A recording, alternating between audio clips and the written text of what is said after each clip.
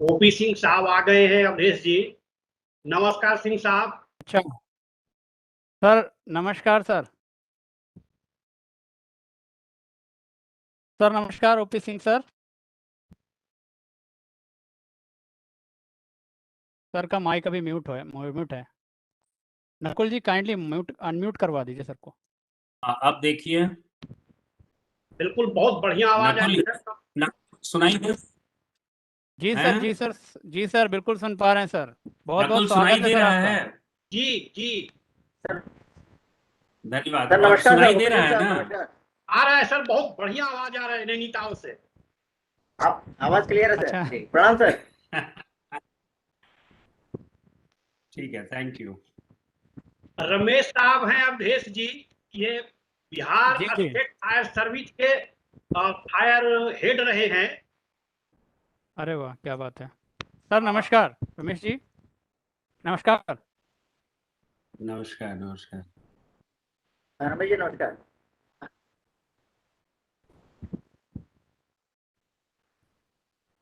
हैदरी साहब आ गए हैं। हैदरी साहब नमस्कार। नमस्कार हैदरी साहब। सर नमस्कार।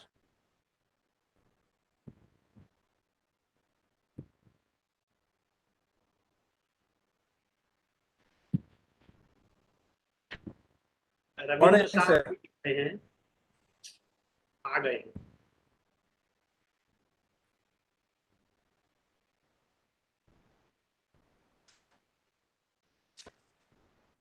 Good morning.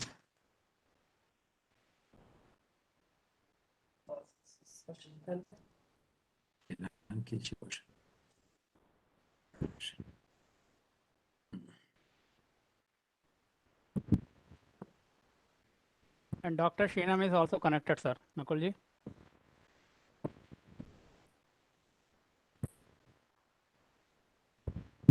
जी आप बात करें doctor Sheenam. Good morning, everyone. Can you hear me?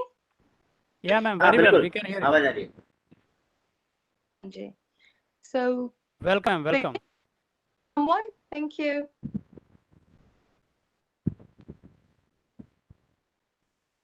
Hello. Yes, ma'am. We can hear you. Can we begin or are we waiting for someone yet? Yeah, most of people came only to Ravindra Saab, I think, has joined. R.K. Srivastava Saab, I joined already. All right. Okay.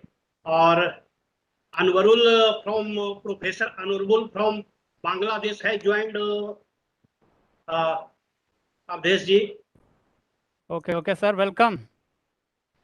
Professor Anwarul, sir. Sir, kindly unmute, sir. Sir, I have sent the unmute request to sir. Yes. Good morning. Good morning to you all. Good morning. Good morning, sir. नमस्कार sir नमस्कार। Yes, thank you very much. Actually, I was sorry because there is a huge thunderstorm this morning and the power is cut off. Maybe it will come soon. So there may be a little bit interruption, but I'm very much happy to join with you all. Thank you very much. Pleasure is ours, sir. Thank you sir. Thank To you. have you, sir.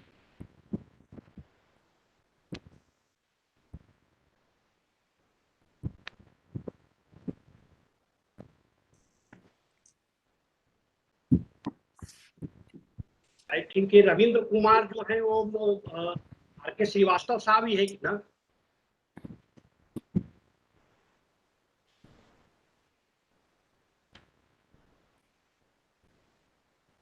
Sir हम sir से request कर सकते हैं video open करने के लिए sir? हाँ यही कहते हैं।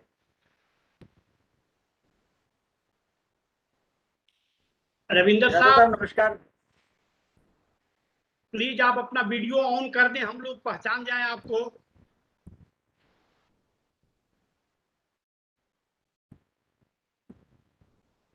श्रीवास्तव साहब।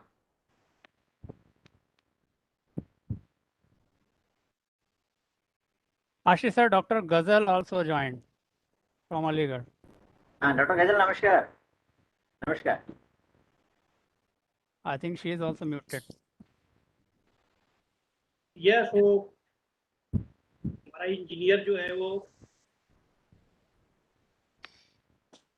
Nakul sir? Hello.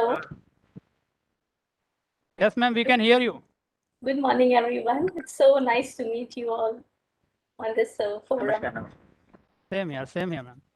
Thank you. अच्छा अवधेश जी धर्मवीर हैं जो कि नेटवर्क को कुछ ऑपरेट कर रहे हैं, धर्मवीर सिंह। तो अगर कभी भी कोई इशू होता है तो सीधे उनसे बात कर सकते हैं। And he sitting in network room. Okay, sure, sir. I don't think, because in previous program I have seen there was no issue, so Yes. he's very skilled in that, so I कोई- don't think there's this issue going to come.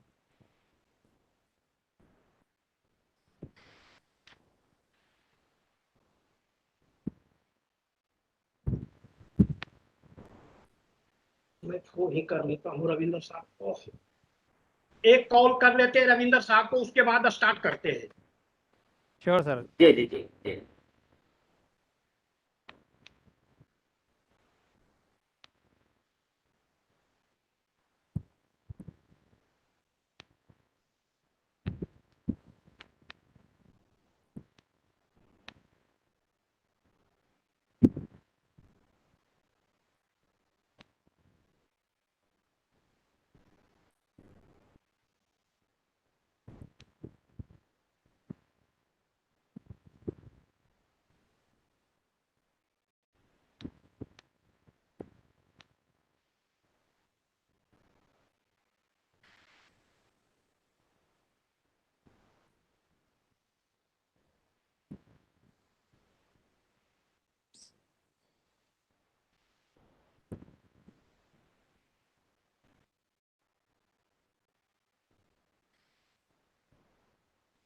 Ashish sir, today is World Environment Day as well, so it's a big ji, day ji, for ji. Earth, for everyone.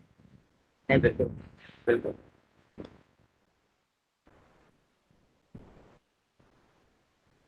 और अवधेश जी Sir, ये suggestion आया कि programme जब and हो तो हम सब मिलके इस डे के बाबत में एक प्लेज ले सकते हैं कि हमें न केवल सेव करना है, कंजर्व करना है, बल्कि रिस्टोर करना है एनवायरनमेंट को फ्यूचर में, that's a wonderful idea, sir.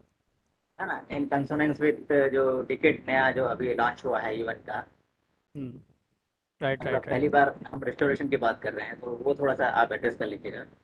Right, sir. Right, तो sir. लास्ट में हम प्लेज ले सकते हैं।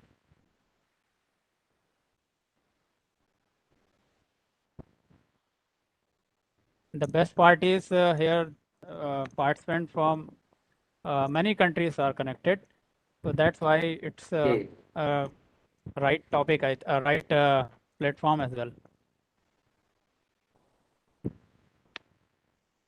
Nakul sir, yes Shrivastava sahab और राजेंद्र साहब दोनों किसी मीटिंग में हैं और they are waiting to end. तो बोथ ऑफ देम सेड कि आप लोग स्टार्ट करो, हम ज्वाइन करते हैं आकर के। तो अच्छा सर नकुल साहब, हाँ जब भी दोनों साहब आएंगे तो हम जो भी हम में से बोल रहे होंगे, हम अपने वाणी को विराम देके तो मौका दे सकते हैं सर अपनी बात कह सकते हैं कभी भी। अवधेश जी आप अपने उसमें उसमें देख ले कि ये दो लोग अभी ज्वाइन करना है और बाकी जी। सारे लोग आ गए हैं। जी। रौनक के अकाउंट से योगेश आए हुए हैं और उनका 3 मिनट का प्रोग्राम बाकी है, वो 10:40 पे उनका प्रोग्राम एंड होता है, वो बउआ वाला। तो he will join in 3 minute. तो ओके। ठीक है। तो हम लोग जो है वो या तो 3 मिनट रुके, या अगर आप लोग जैसी सब लोग मिलके कहें let's start. Sir, it's 10:37 and we have exactly 3 minutes left for the 40. So I think we will start with 40. Meanwhile, service also free. Ronak service also free from there. Okay, sir. So it will be okay. तो अब मुझे लगता है कि हमारे सारे guest आ चुके हैं और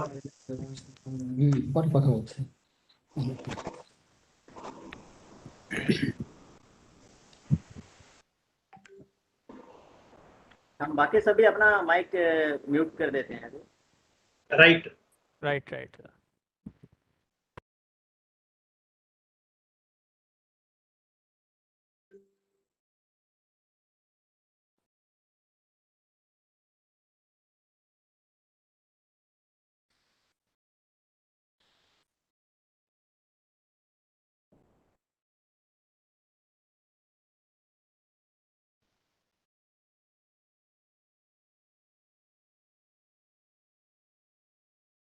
जी।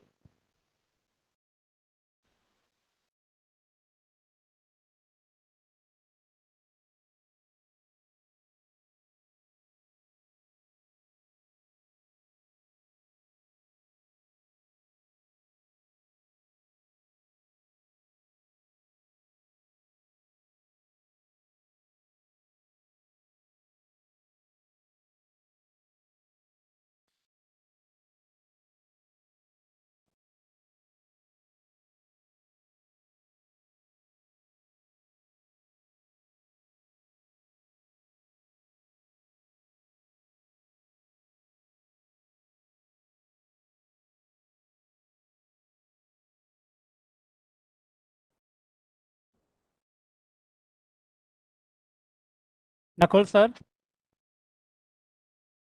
Let's start. Okay, sir, we will start, and participants are also cross 100 plus. And so, with your permission, can I start, sir? Please. और ये YouTube पे भी लाइव है। Right now it's live. Okay, sir. Okay. So I am Nija Paroveti Gadana Laguchita Sam Udar Charitana tu Vasudhaiv Kutumbakam. For wise people, entire world is one family. Good morning, all. With this ancient Indian philosophy, I, Avdesh Kumar, Assistant Professor, Department of Civil Engineering, University, Bareilly, UP. With the kind permission of our dignitaries, began this brainstorming session as moderator of today's international webinar on COVID-19, what we learned and how much we are prepared. Zone for Solution, who is organizing this program, is a consulting organization. It aims towards a disaster-free and resilient world and has partnered with more than 300 companies, societies, schools, hotels, and developed their disaster management plan across India. Currently, there are more than 3,000 schools on its platform and various other eminent clients. Its experts have organized the biggest school evacuation drill till date in India, which is registered in prestigious Limca Book of World Record.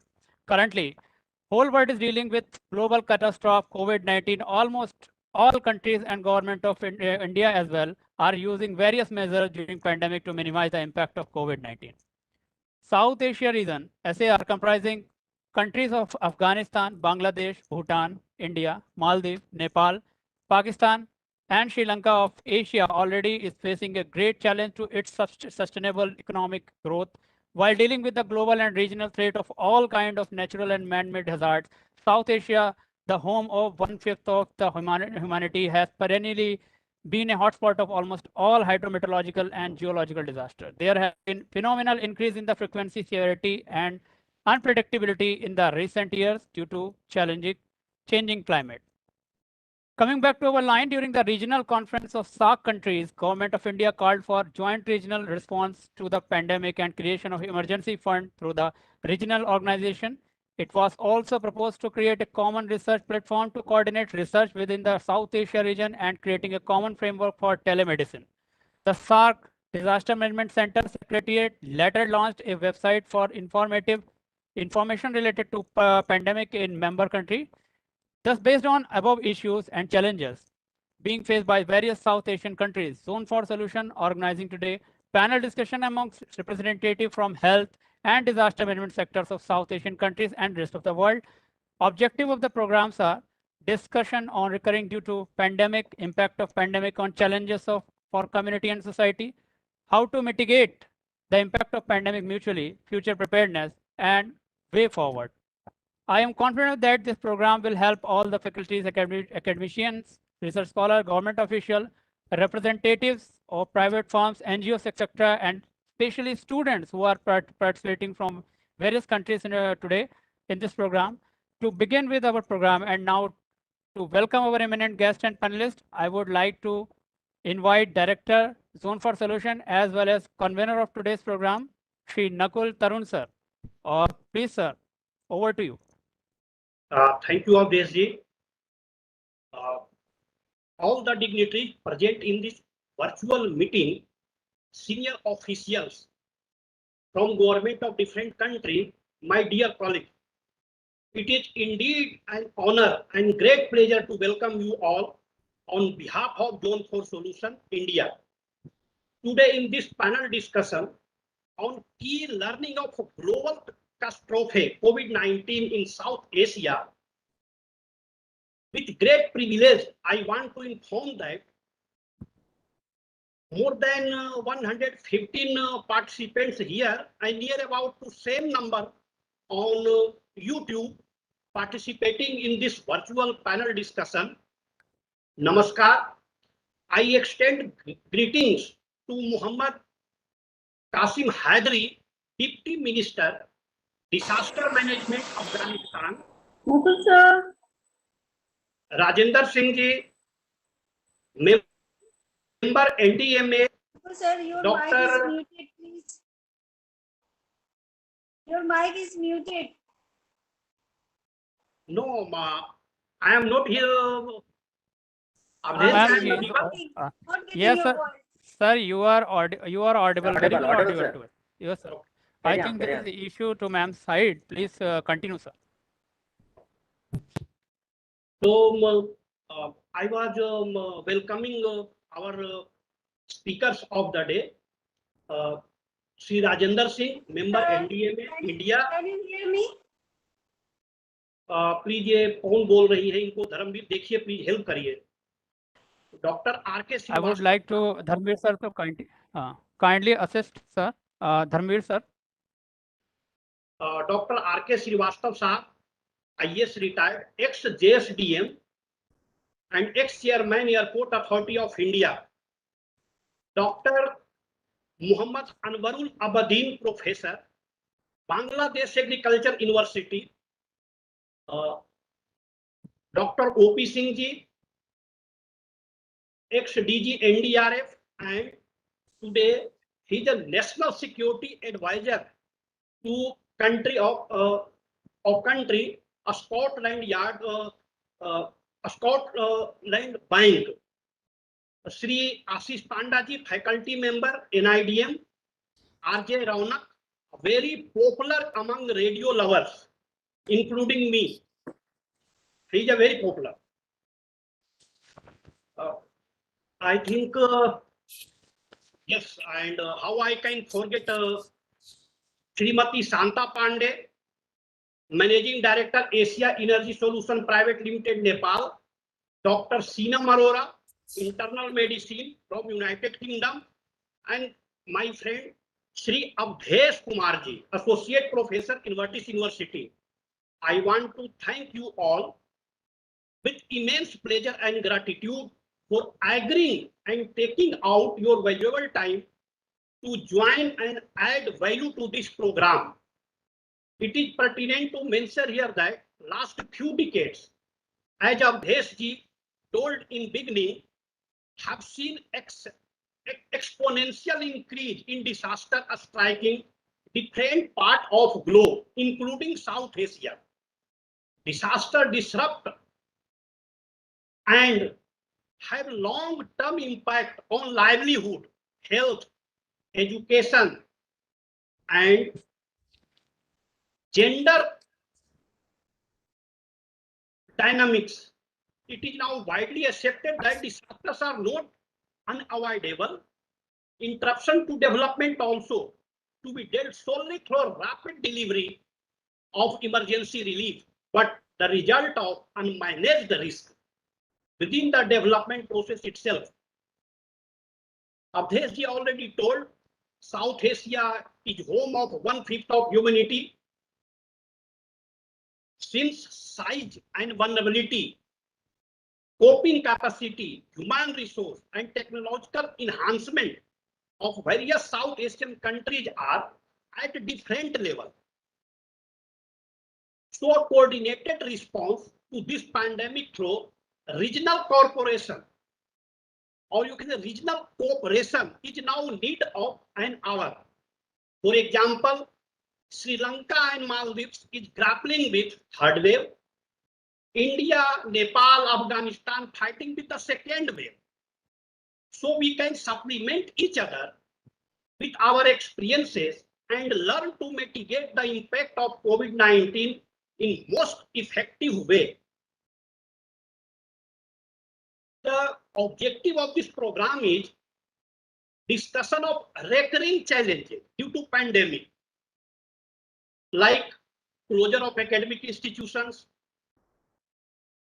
food security, migration, impact of pandemic on community and society, how to mitigate the impact of pandemic mutually, future preparedness, and way forward, if any. So thank you.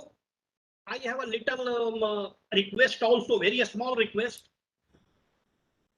Since all the panelists are experts, it's my humble request from their respective field.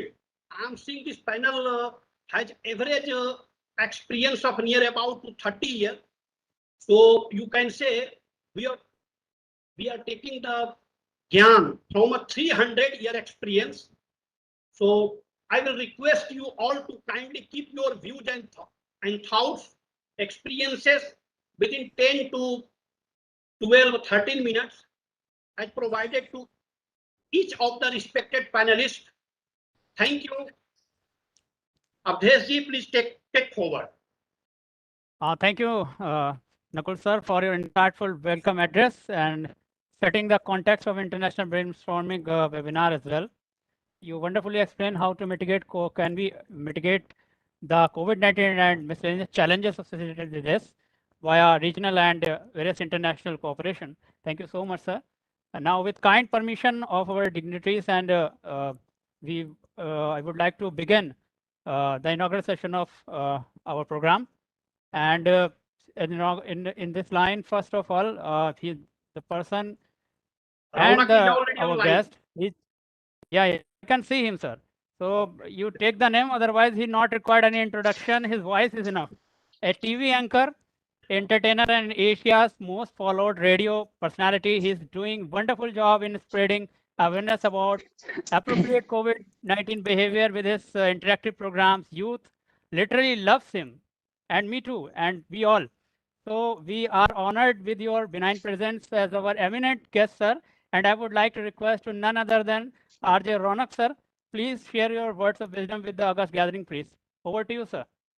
Thank you very much, Avdesh ji, for a warm welcome and namaskar, Jai Hind. नाम रौनक है. आपने बउआ के नाम से भी शायद radio पे कभी मुझे सुना होगा या इंटरनेट पे सुना होगा. उसकी आवाज में भी नमस्ते जी, मैं बउआ आप सबको प्रणाम करता हूं.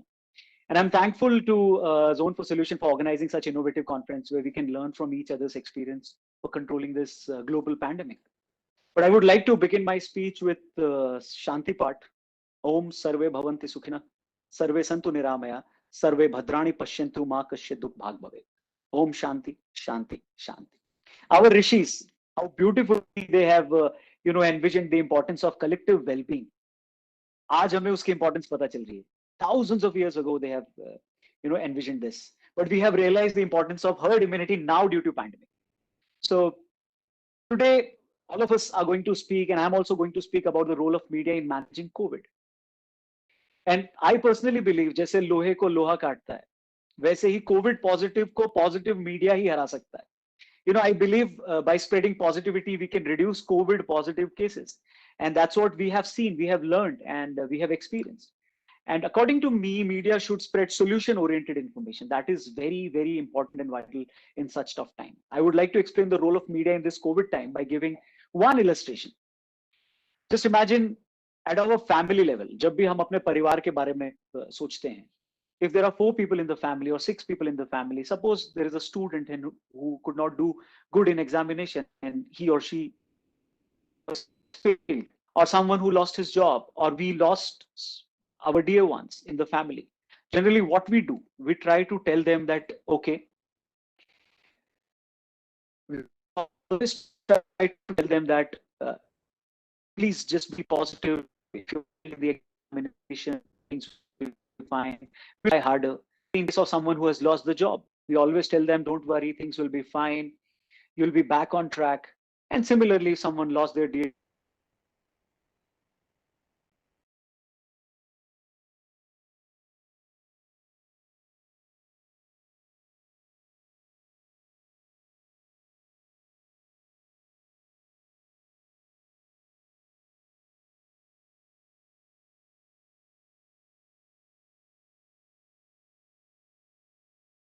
रौनक, आपकी आवाज चली गई है।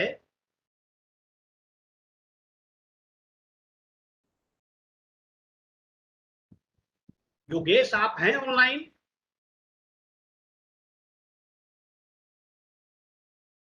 रौनक दिख तो रहे हैं।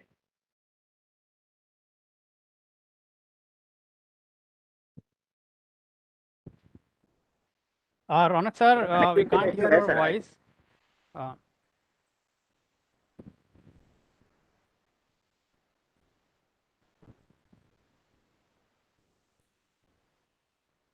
any one of us, if we try to become solution oriented, then all our behavior will be responsible.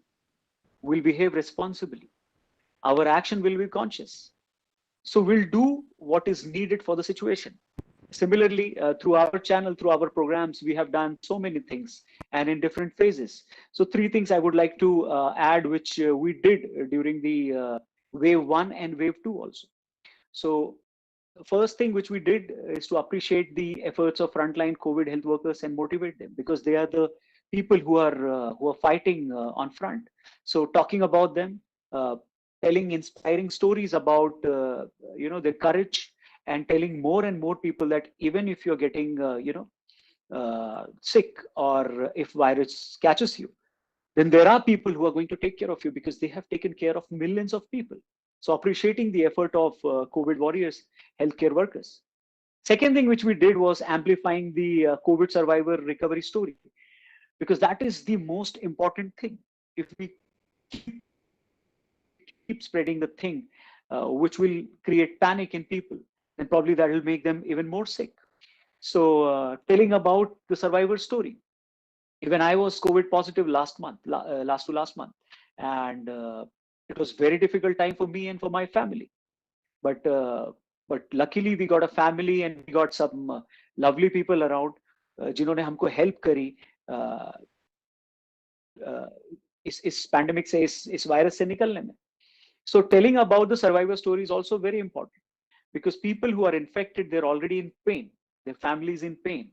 So telling them about somebody else's demise or somebody else's कि यहाँ पे इनकी death हो गई या वहाँ पे उनकी death हो गई, it will worsen their case. So second thing which we did through our shows, through our videos, through our communication, was to tell people that, oh, you can get recovered, you will be fine.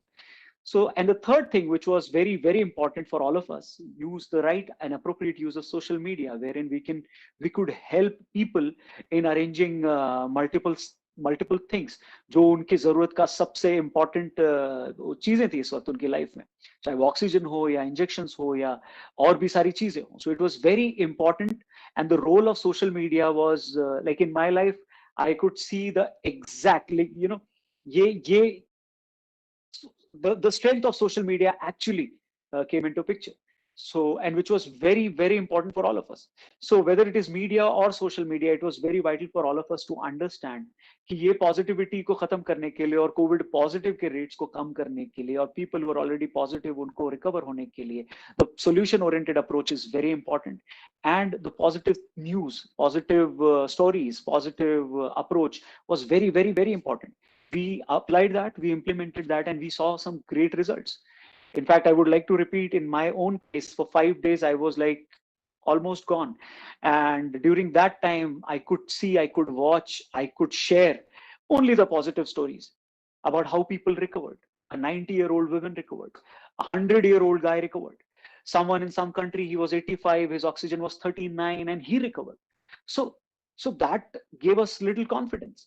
So again, just to conclude, solution oriented rather than amplifying problems. If we collectively spread positivity, then corona positive world will soon become corona negative. That's what I hope and wish.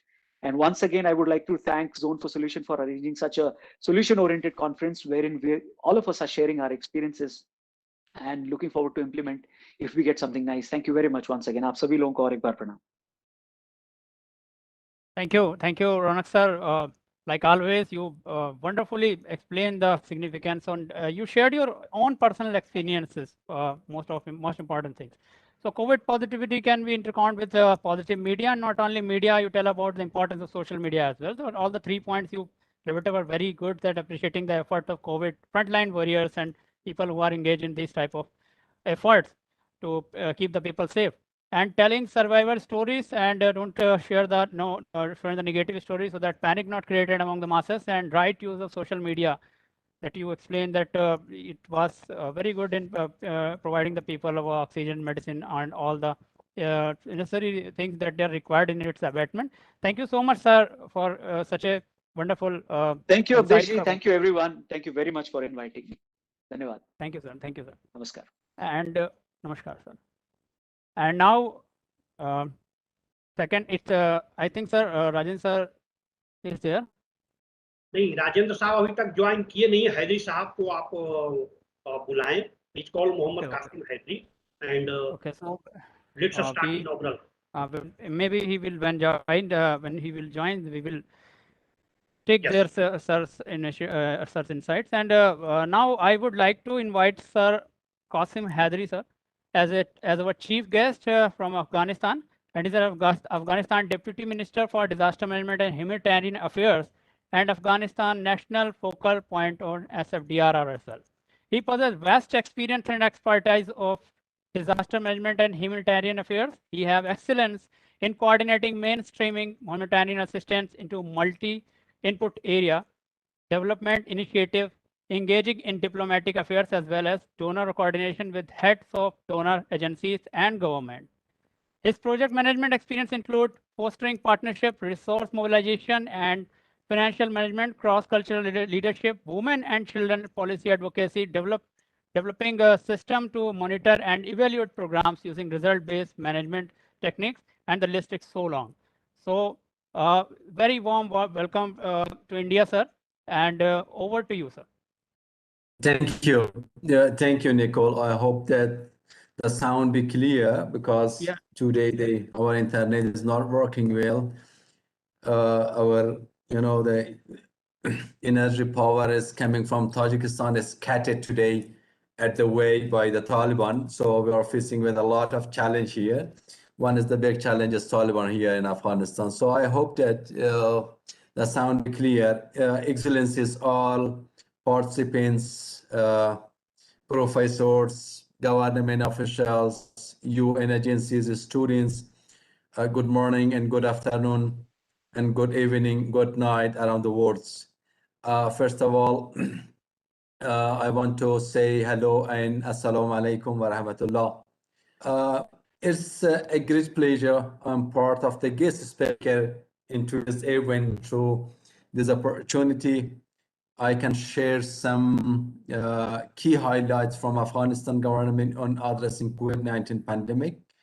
And the COVID pandemic has been one of the critical rare event in my country. So this an unexpected event impacted the world and bring widespread disconnection and uncertainty and high risk in our lives. The virus bring higher pressure and increase vulnerability and shortcoming in our system and normal lives condition.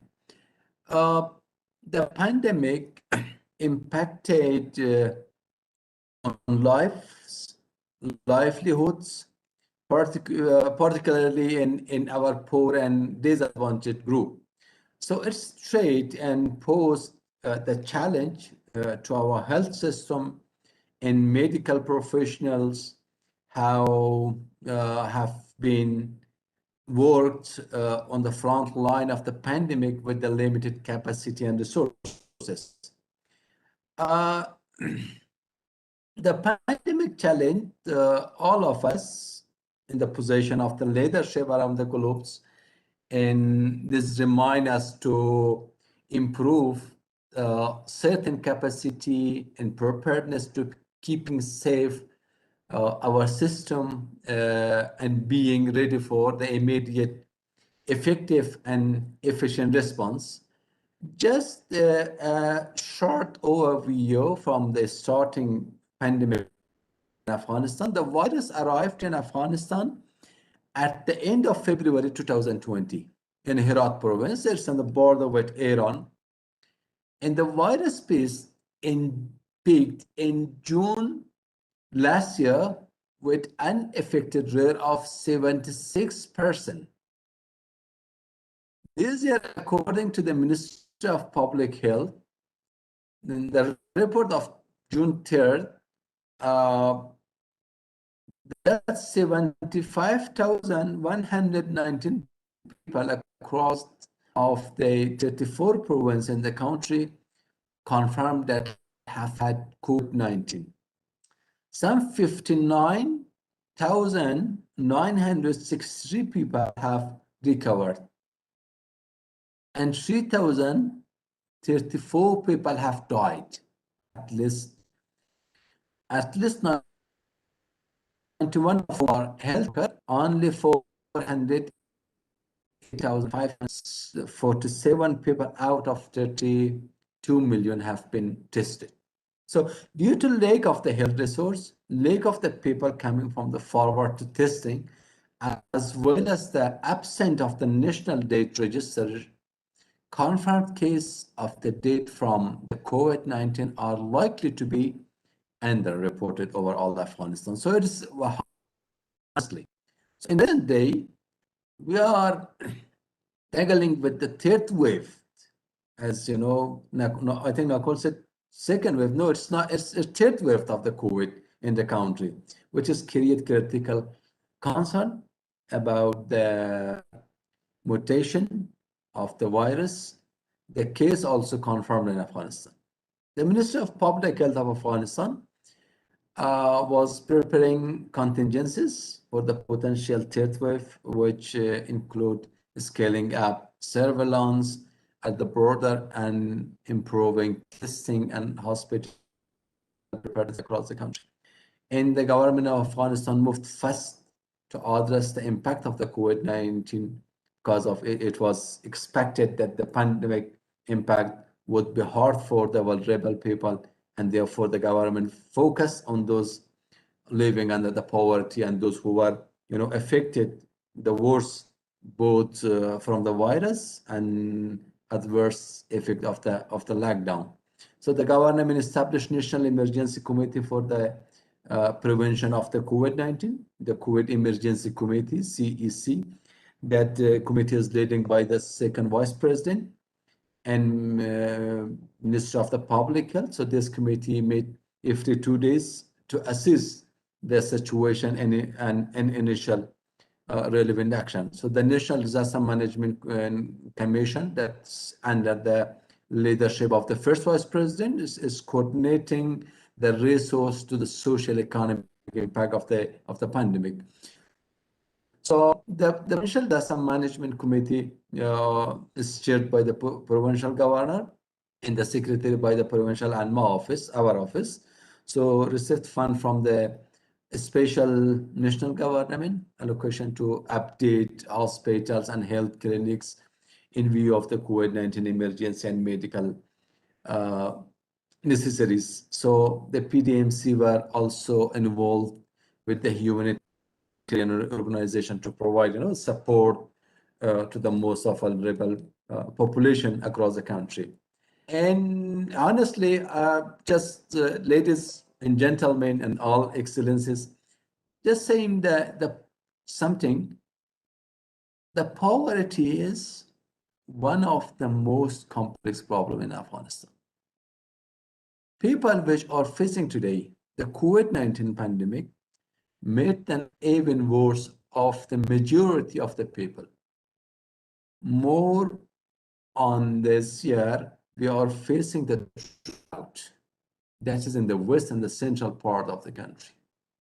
An estimation shown that more than 2 million of the people will be affected and will be displaced in Afghanistan, and will be affected also, they know that the host community when they are displacing.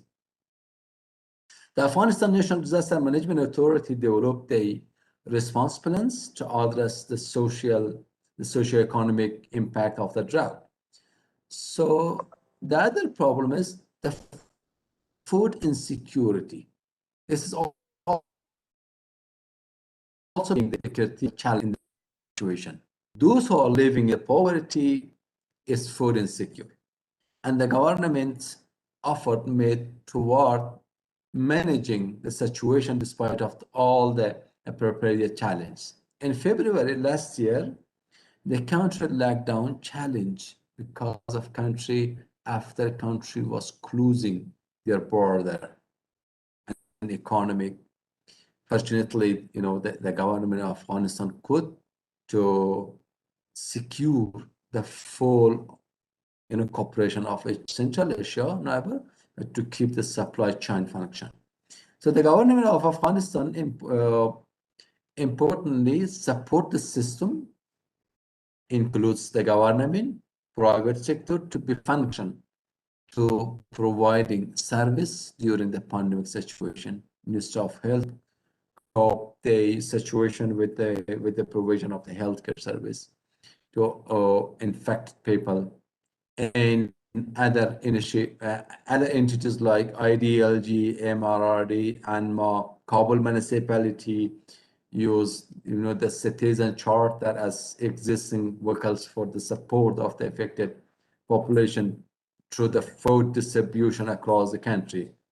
So with this, I would like to end my speech and wish greater collaboration among the South Asian countries to learn from each other and being prepared for the recurring hazard for the future.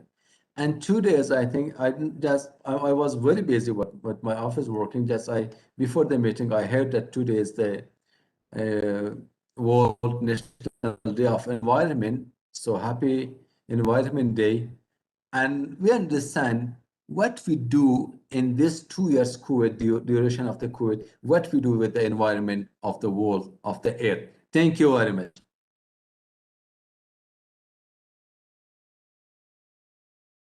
Thank you so much, sir, Sir Qasim Sahadri, sir, for such a deep insight from Afghanistan. And you present a picture when the virus arrives in year 2020 in Afghanistan, and how it start affecting the Afghanistan.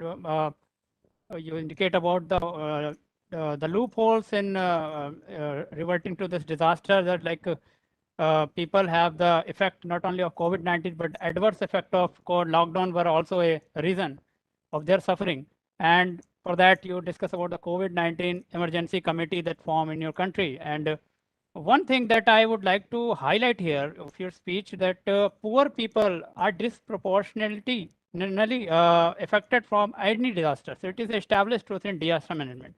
Same thing you also give the insight from there that poverty is one of the most forefront problem in Afghanistan as well, and all the countries that are associated, especially in the South Asia region. So thank you so much, sir. We will try to implement these things and try to collaborate more and more on the country level. Hope our government will collaborate more, and we will find the answer of these type of challenges together. Thank you, sir. And now, sir, I think Ravindra Srivastava sir has joined or not? Still joined? Nakul जी? नहीं, वो नहीं रहे हैं. हम लोग तब तक आगे बढ़ते हैं, और as soon as they join, we will Okay, take sir. their Okay, sir. Okay. So now, we would like to start the panel discussion here with the permission of our dignitaries. And for the first discussion, I would like to invite Shri Ashish Panda, sir, from National Institute of Disaster Management. He is consultant and faculty member of there, and he has a vast experience of handling the various disaster management related departments and work projects. So without taking much time, I would like to invite sir, Ashish sir, over to you. Yeah. Thank you, Avdeshji. I am audible? Yes, sir, you are quite audible, sir. Please.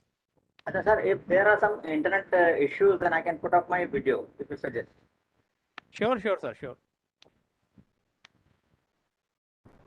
Right now there is no interruption, so you put your keep your video. Yes, sir. Fine. Please allow me this sharing opportunity. Yeah?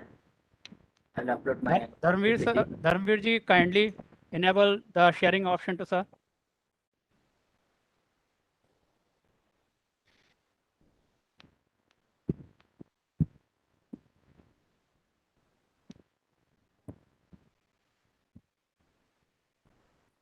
Yes, I got the permission. Okay, Yes. sir.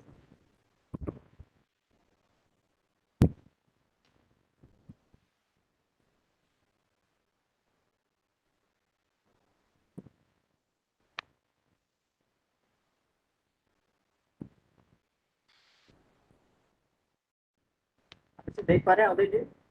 Yes, sir, it is visible. Kindly put it on full presentation mode. Ji.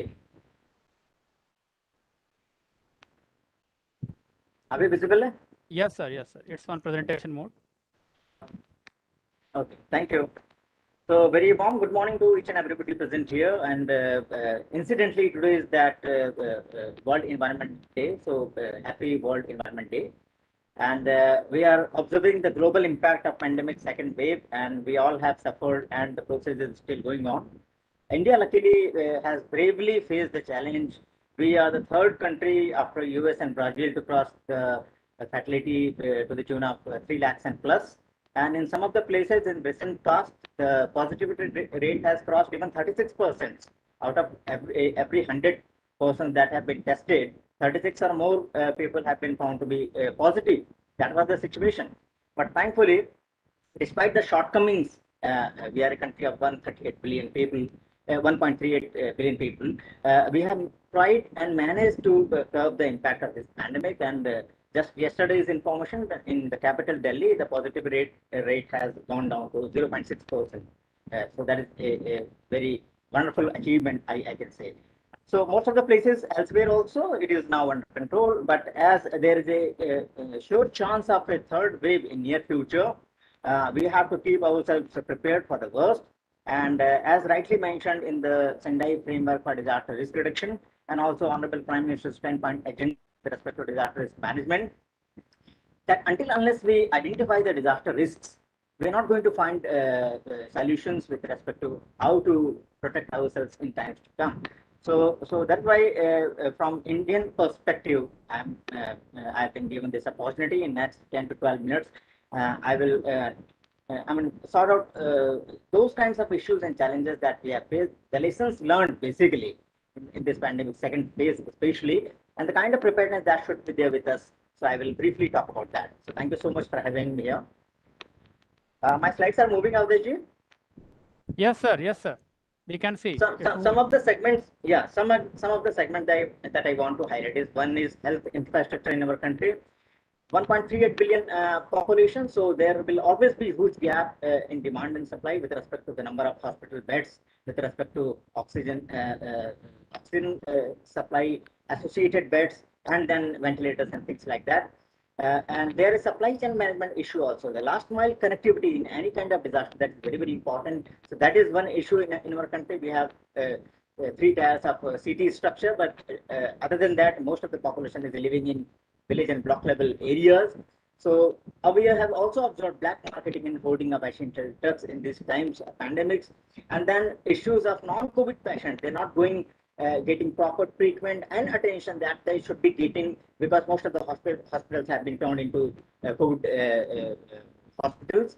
And we have also observed that lacking social values in times when we lose some of our family members, then we tend to attack on COVID frontline workers. So that's one sorry picture that we are observing. I'm highlighting only the lessons that we are learning. So probably we should not repeat these kinds of situations, these kinds of behavioral patterns on our part so that we can face the third wave properly. Then every disaster has this secondary impact of rumor mongering, myths, and rumors go round and round and again. Then lack of awareness is there whether we should go for vaccination or not, whether we are being treated properly or not. Then genome sequencing, because this second wave of this virus has shown lots of variants, and we are not in a position to find the genome sequencing of these new variants. So we have to prepare our R&D structure in such a fashion that in coming times, using S&T innovations, we have to track not only the new coming variants of the virus, but also go and find solutions with respect to that. Vaccination drives have found many issues in our country. Presently, we are providing Covishield and Covaxin kind of vaccines in our government and private hospitals, and Sputnik vaccine has also arrived in our country. So soon there will be plethoras of vaccines in our country, but definitely seeing the chunk of the population that needs to be vaccinated in our country, this is definitely going to be a problem with respect to associated with the issues of last mile connectivity. Our primary healthcare centers have to be strengthened with respect to how to provide not only vaccination but also post-COVID care services to the affected community. Safety guidelines that is there from the central government, from the state governments and the local governments. We are the people who are in some of the cases due to overconfidence or due to some issues like why I should be following these kinds of guidelines when I am finding myself very much fit. But probably we are fit. We might be in a position to send these infections to other persons in the vicinity. So we have to definitely go for strictly following the safety guidelines that is provided by the government. If we talk about the continuum of education in this new normals, we have shifted to online education. But having said that, it is not that easy. This is the time when we realize that some of the syllabus that we got reduced in our high schools and even in the colleges, we came to know that some of the parts of the syllabus that were out, they were not supposed to be taught anymore. So it is the time, this is the right time when we can again revisit our education policies. Luckily, we have our new education policies. So what should be our education pattern so that our new generation is prepared with respect to the kind of job that is going to be on the offer on the job front.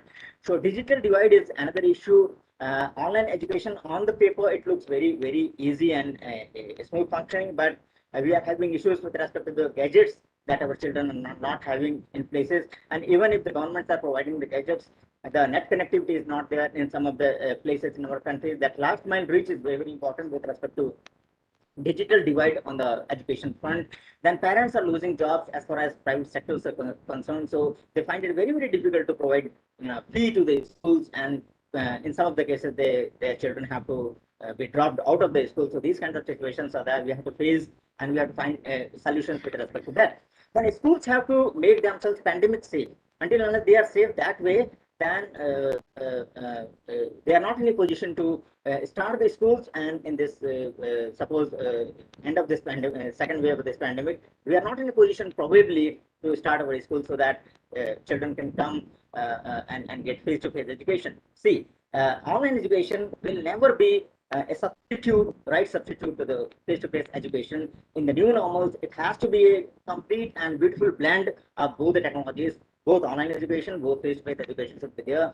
Then we are in a position to postpone and calling up exams, but for how long we are going to do these kinds of things? So we have to go for those kinds of curriculums in times to come. That is going to prepare our youth and the children for future job requirements. Teachers, most of the teachers, they are not well conversant or equipped or skilled with respect to how to go on with online classes. With the kind of home responsibility they are having in this lockdown phase. They have to go for their home course on day-to-day basis also, and also go for these online classes. So it is a bit tough. So that skill development is very much important with respect to teachers as well. Then we are observing many children who have been orphaned or who are having at least one parent they have lost. So government has come up with several schemes and programs with respect to how to provide them shelter, how to secure the futures in times to come. And obviously in this new kind of continuum of education, our children are very much stressed in lockdown scenarios. They are not getting opportunity to meet their peers, their friends. to play with their friend circle, and only education, online education, and continuously observing the laptops and mobiles that is keeping their health in the situation. We have also observed some beautiful environmental improvement. If you find this lockdown phases, some of the pictures you can see here, see the Delhi sky, see the Saharan Himalaya visible from distant places, 600, 800 kilometers distant places, Saharanpur, Jalandhar in Punjab, Saharanpur in Uttar Pradesh. They're quite visible. The dolphins you can see here, endangered species in the Bay of Bengal, the Ganges in Calcutta, visible after 50 years. The flamingos in Mumbai you are seeing in a vast number in this lockdown time. And Haridwar water you can see here. This has now been found potable by the Pollution Control Board of the Uttarakhand. So this kind of environmental improvement shows us that somewhere something was wrong. We were taking the Mother Earth, Mother Nature for granted for so long, with the hope that it is going to bounce back. It used to bounce back, but now we have reached probably that point of no return. Incidentally, today is that World Environment Day, so that we have to think about our man-animal interface, and the pandemic is definitely associated with that. Recently, I was going through one interview of one social scientist. He said that because of this climate change, when temperature rises up to 3 degrees Celsius by the end of the century, the glaciers are going to melt in such a fashion that the pathogens and virus in thousands and millions of numbers that they are preserved over there, they will come into the contact of mankind. And right now we are facing only one SARS, one pandemic. Suppose we have got 10 such viruses in times to come. So how the humanity is going to survive? Because of our greed and because of our overpopulation, we are attacking natural resources like anything. We are entering into those habitats where we should not enter into.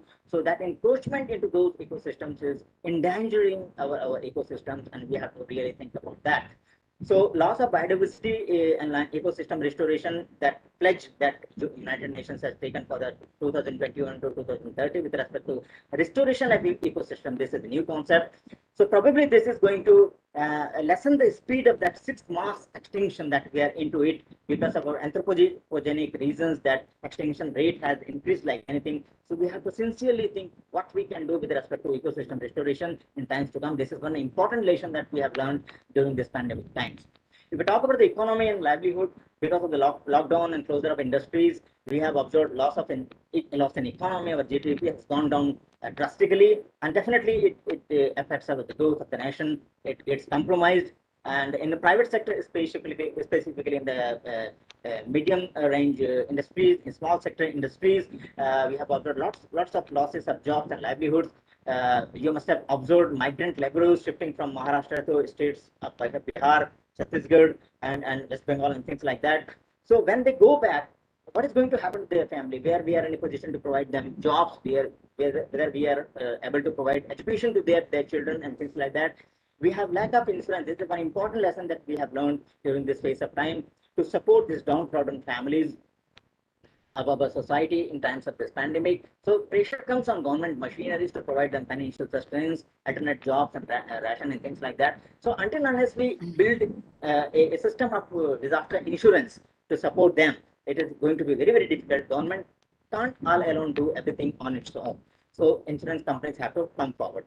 So this is basically shows the disruption of socio-economic fabric of society, and vocational training and capacity building, not only to individual these migrant laborers, but also to those youths, those persons who are starting new startups in our country. That training and that skill development program should be there for them. Then you must have observed in this opening of this lockdown, we have observed lots of chemical industrial disasters. Some to name a few in Visakhapatnam, to name a few Bharuch in Gujarat. So we are not following the safety guidelines, how to close the industry in the times of lockdown and how to open it when we are opening the lockdown. So we have to think these, take these lessons into account very importantly. Mental stress is very, very important. The fear of that unknown. We are the third country which has crossed this 3 lakhs of fatalities in this pandemics. So everybody in every family we are observing one or more these fatalities. So everybody is getting affected, whether you are COVID affected or not, whether you are observing these news on electronic and print media, you are going to be affected like anything. family and society happens to be a natural buffer in times of any disaster. Forget about this biological disaster. So psychosocial care and mental health services become very, very, very important in our country. Luckily, we are having of late some good examples with respect to these kinds of services, but this is an evolving process. We have to do lots with respect to the lacking human resource in this regard, and also providing skill development to existing psychiatrists and psychologists in our country. Three important lessons that we have learned in this pandemic phase with respect to mental health. We tend to forget that help and smile are two important strengths that God has given to us. The more we sprinkle them on others, our own life is going to be centered like anything. So that ideology of serving others, that has to be there. This is going to reduce your own mental stress like anything. Also, we tend to forget that health is the own best wealth. Irony is, we only realize when it is gone. So what we have to do, we have to understand it in a priority basis, and we have to prepare ourselves physically and mentally in such a fashion that future disasters and its impact can be resolved and can be understood also, and can be gone. So we last point is, we become best advocates for our own faults and best judges for somebody else's fault. If we just interchange it, this world is going to be very, very beautiful place to live in, and going to reduce your mental stress like anything. So having identified these sectors where we have learned important lessons as far as India is concerned, what should be our preparedness in times to come, when this one IIT report says that probably by the month of September, October, November, we might be observing third phase of this coronavirus, and who knows how many phases will be there, how many waves will be there. So we have to respect the lessons learned. That is very, very important. Sendai framework of disaster risk reduction also says, our Prime Minister has also mentioned in his 10-point agenda, that don't lose any opportunity to learn lessons from any disaster that has undergone. Also, we have to improve our healthcare infrastructure. The primary healthcare centers have to be strengthened in such fashion. Then and there, the village people, the local block level people get solutions to their local problems, so that they don't thrive into the tier 1, tier 2, tier 3 cities, and there is no pressure on the medical facilities in the cities as well. So skilled manpower is very, very important. R&D is very, very important in health sector. With respect to funding also, we provide probably to the tune of 2.5% of our total budget to the health sector. And out of that, only 0.005% for the psychosocial care and mental health services. So we have to improve upon our this funding system with respect to healthcare infrastructure and services. There should be robust supply of chain management, because there are many states where villages and hamlets, they're in those areas where it is very, very difficult. It takes 1 day or 2 days to reach over those areas. So supply chain management has to be in such a robust fashion that every last man that is standing over there gets these kinds of essential drugs and essential healthcare supplies and services.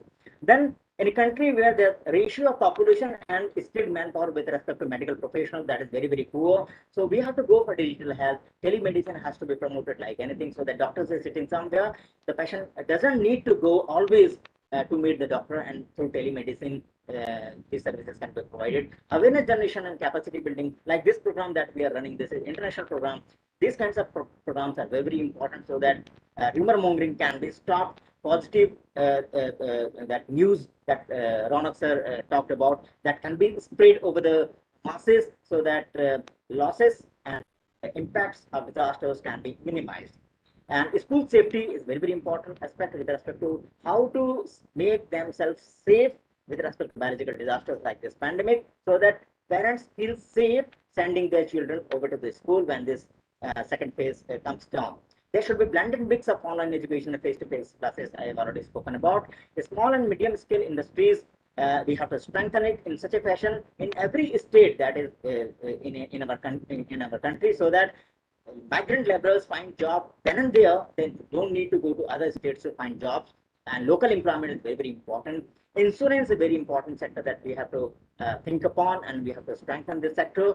Psychosocial care and mental health services, skilled manpower that is lacking in our country. 13,000 psychiatrists we need in our country right now, but probably we have only 3,500. So this mismatch we have to understand, and we have to provide more skilled manpower. We have to start reverse brain from the countries like UK and USA. Irony is, there are more number of psychiatrists and psychologists who are trained in India, but they are working over there than the number of psychiatrists and psychologists that we are finding in our country. So we have to build those experts into our country, provide them right kind of remuneration, respect, and the job so that they stay back in our country and provide solutions and services to our impacted community. Last but not the least, charity begins at home. That behavioral change that we have to bring in ourselves with respect to what should be the right kind of definition with respect to growth and development in present times, vis-a-vis conserving and restoring our environment. Thanks to our today's that World Environment Day. So there, with respect to mental stress, last two slides only, Avdesh. We have wonderful enriched cultural pedagogy and systems inbuilt in our country. One strong component is Ashtanga Yoga, where we talk about non-violence, then truthfulness, then non-stealing, then continence and non-possessiveness. These are 5 yamas, that rules. Then 5 niyams, where we talk about cleanliness, contentment, austerity, self-study, then surrender to a higher power. That is spiritual connect, divine connect, that should be there. So having gone through this yam niyam, then we talk about the posture, how we go for yoga postures, how we go for controlling our life sources, that is inhaling and exhaling that oxygen, that is pranayam that we call about that. And the pratyaha, that is withdrawal of the senses, 5 senses that we have in our body, how we have to control over those senses and how we have to not be slaves to those senses. Then comes this concept of dharana, that is focused concentration on particular subject. Then comes the meditative absorption, that meditation, famous meditation. And last but not the least, that is enlightenment phase of this Ashtanga Yoga. This is not that tough to follow, but it demands discipline. So last but not the least, small 10 ways. Ashtanga Yoga might look very difficult to understand. So small 10 ways that is very, very important in present times to remain mentally stronger.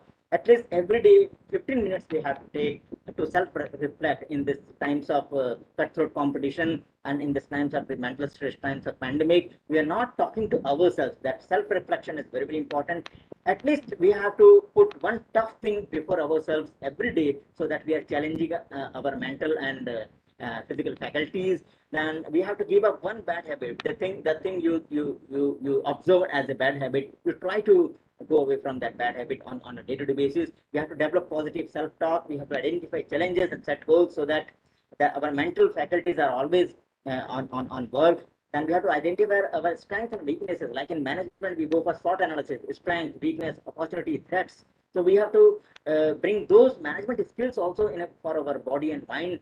And every day we should rather record before going to sleep the 1 or 2 points we can pray gratitude for. Yeah, aaj ka din acha tha, I can thank this, that, or some incident, so that it brings positive vibes inside you. Write down 10 ideas every day. You don't need to implement those ideas, but write down 10 ideas. This is going to build your idea muscle, that it is going to keep your mind working like anything. Then take care of your physical health and mental health, and create a healthy environment by smiling always, so that the ambience that you create around yourself, the aura that we talk about, that is very, very healthy, and people love talking to you.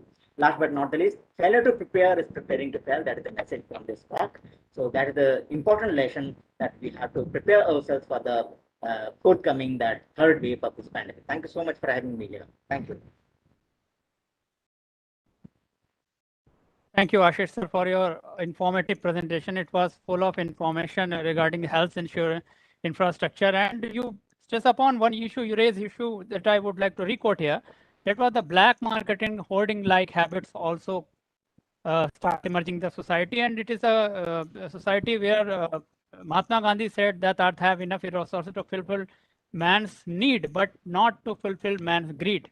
So this type of attitude is not a good sign for our future. And you tell us about the revisiting education policy as per the new scenarios, digital divide problems, how parents are losing their land. And here it is important to mention, since a number of South Asian countries are the member of this program. That's why it is South Asia is probably the one of the region that is going to harshly hit by the climate change in the near future, if not stopped. Because most of the countries like Nepal have the great hill area, and this Bangladesh have the fisheries very developed. all the countries have something there. So this type of climate change may put these geological feature and their ecological sectors, climate dependent sectors on a huge risk. And last, you tell us about the Ashtanga Yoga, the meditation techniques by which we can stop the mental, we can get a rid from the mental stresses.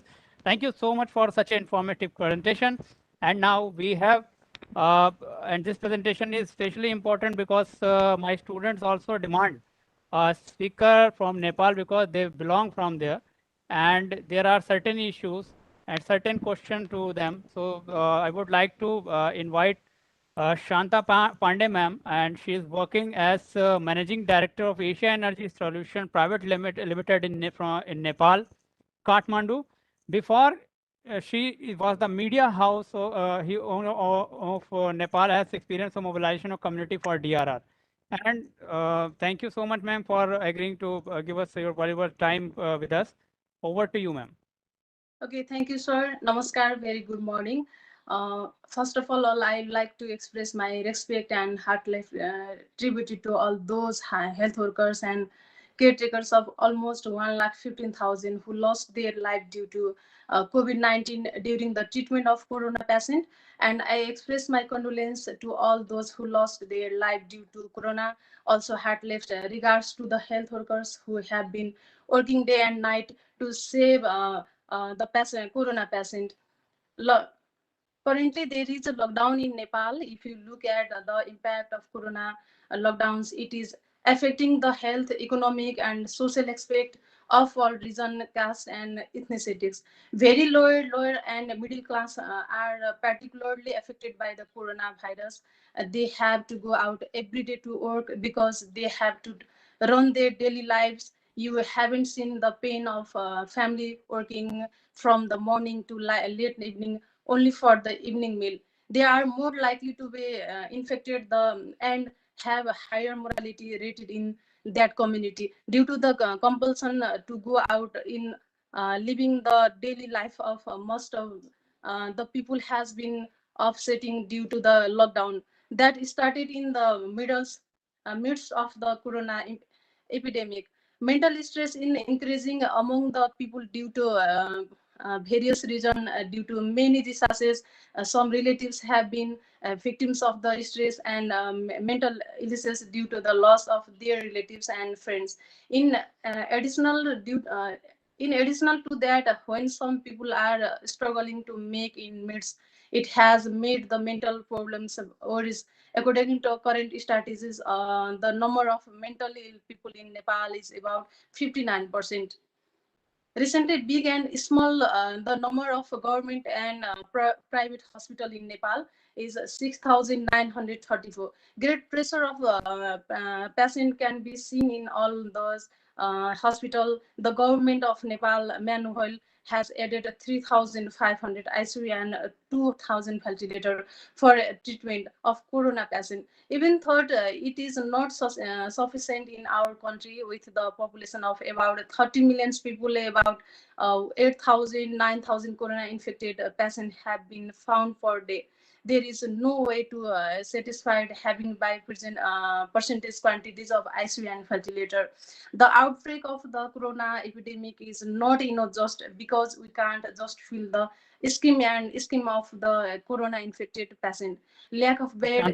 Shanta ma'am, sorry to interrupt you. I would like to humbly request if you can open your video, please, so that we can Okay, also see you. Please, ma'am.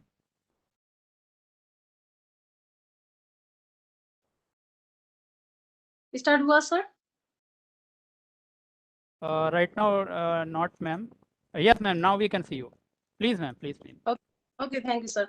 Lack of bed in the yes, hospital, lack of oxygen, compensated with the view of death of the patient in front of the eyes, and well as problems in the management, of course, due to the lack of the ambulance to take the patient of hospital. The heartbreaking scene of infected patient can be seen being taken rickshaws or somewhere on the backbone of the people, and even tractors have burned it in everyone's heart extremely. The Torai region has been the mostly affected the corona outbreak. Similarly, the hills and mountains affected the Torah is bordered by countries in India, the Himalayas, China. Another reason for not being able to monitor the travel history of those coming and going to from abroad in that they infected. Meanwhile, the number of the corona patients have infected when the government and opposition leaders have failed on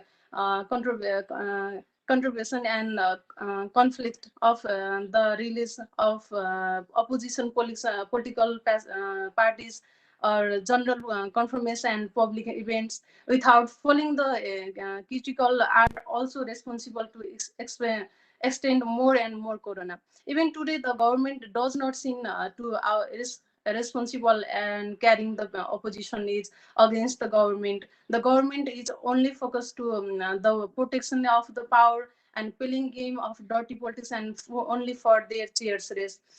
The people are stand as the worm between the two great stone under the pressure of government and opposition. Corona has made and making workers and result. Another serious has been added to the citizens at this time. What to eat in the morning and the evening is more important than diseases. The prime minister of the country has been shouting and our people that there is no shortage of shelter and food and Balwata headquarters of the central politician of politics has not been able to hear the voice of the people, poor people who are scheming and the lack of the food in the street during the lockdown. During this period of virus, private sector organization, youth groups, social engineers, and some media person live organize morning and evening meals from their own effort of the virus places so that right of the people are not lost. The government has become almost indifferent to people skating and scamming the street. A vaccine, as a corona epidemic prevention vaccine was considered the only alternative solution by the people around the world. The vaccine is also ray of hope. The government of Nepal has not been able to convince the people who are relocated to the use a vaccine. That vaccine is not 100% solution. The general public doubt to believe with the vaccine means that the first dose of vaccine has been given. The next dose that should be vaccinated in 8 weeks is not available in time. In this situation, the government of Nepal also needed to convince them by issue the reliable information about the upcoming vaccination plan and schedule.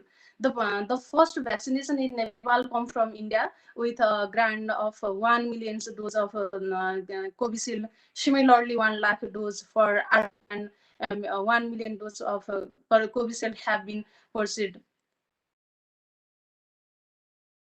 About 2.8 million Nepalese have been vaccinated so far. Along with this, Nepal is ranked 51.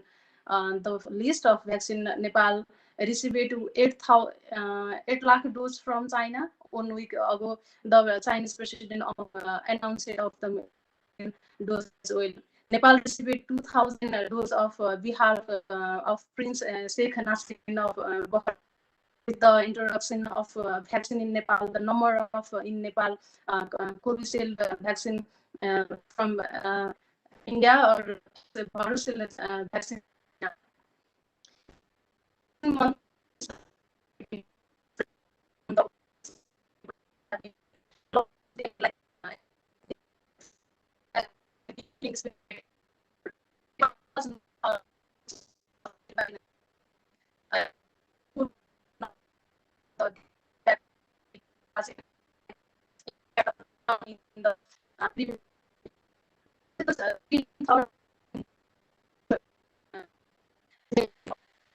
Shanta madam, आपकी आवाज में थोड़ी issue आ रही है.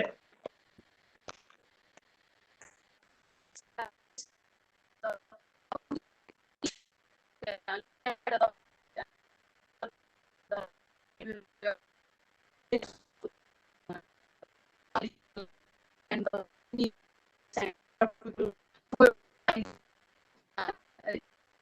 Hello, Shanta ma'am. Shanta ma'am.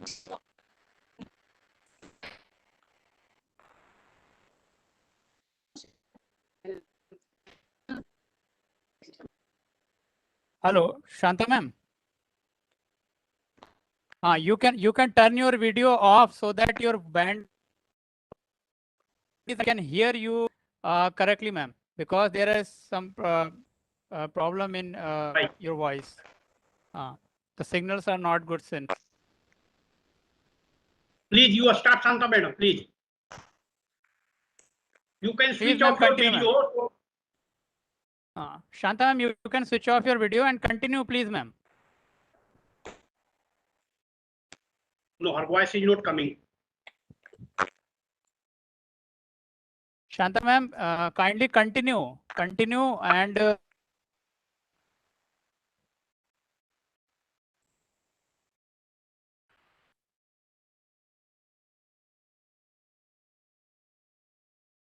I think there is an issue with voice, sir.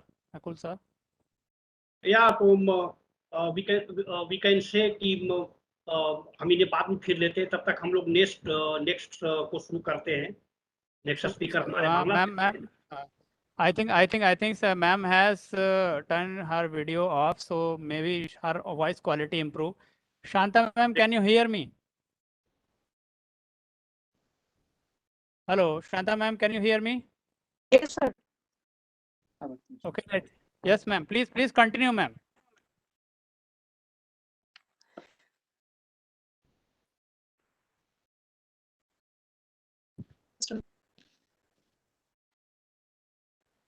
Ma'am, please continue, ma'am. Shanta ma'am. Okay, most of the calculatives are not suffering from any diseases, lack of the beds, ventilators, and oxygen in hospital, bring the challenges make to breathe hardly also feel whether night right of the people. So far, the number of the death due to corona in Nepal is 7,731 according to the to date. The number of the corona in Nepal 5,81,560 and the number of people free from corona infection is 4,70,130. More half of the and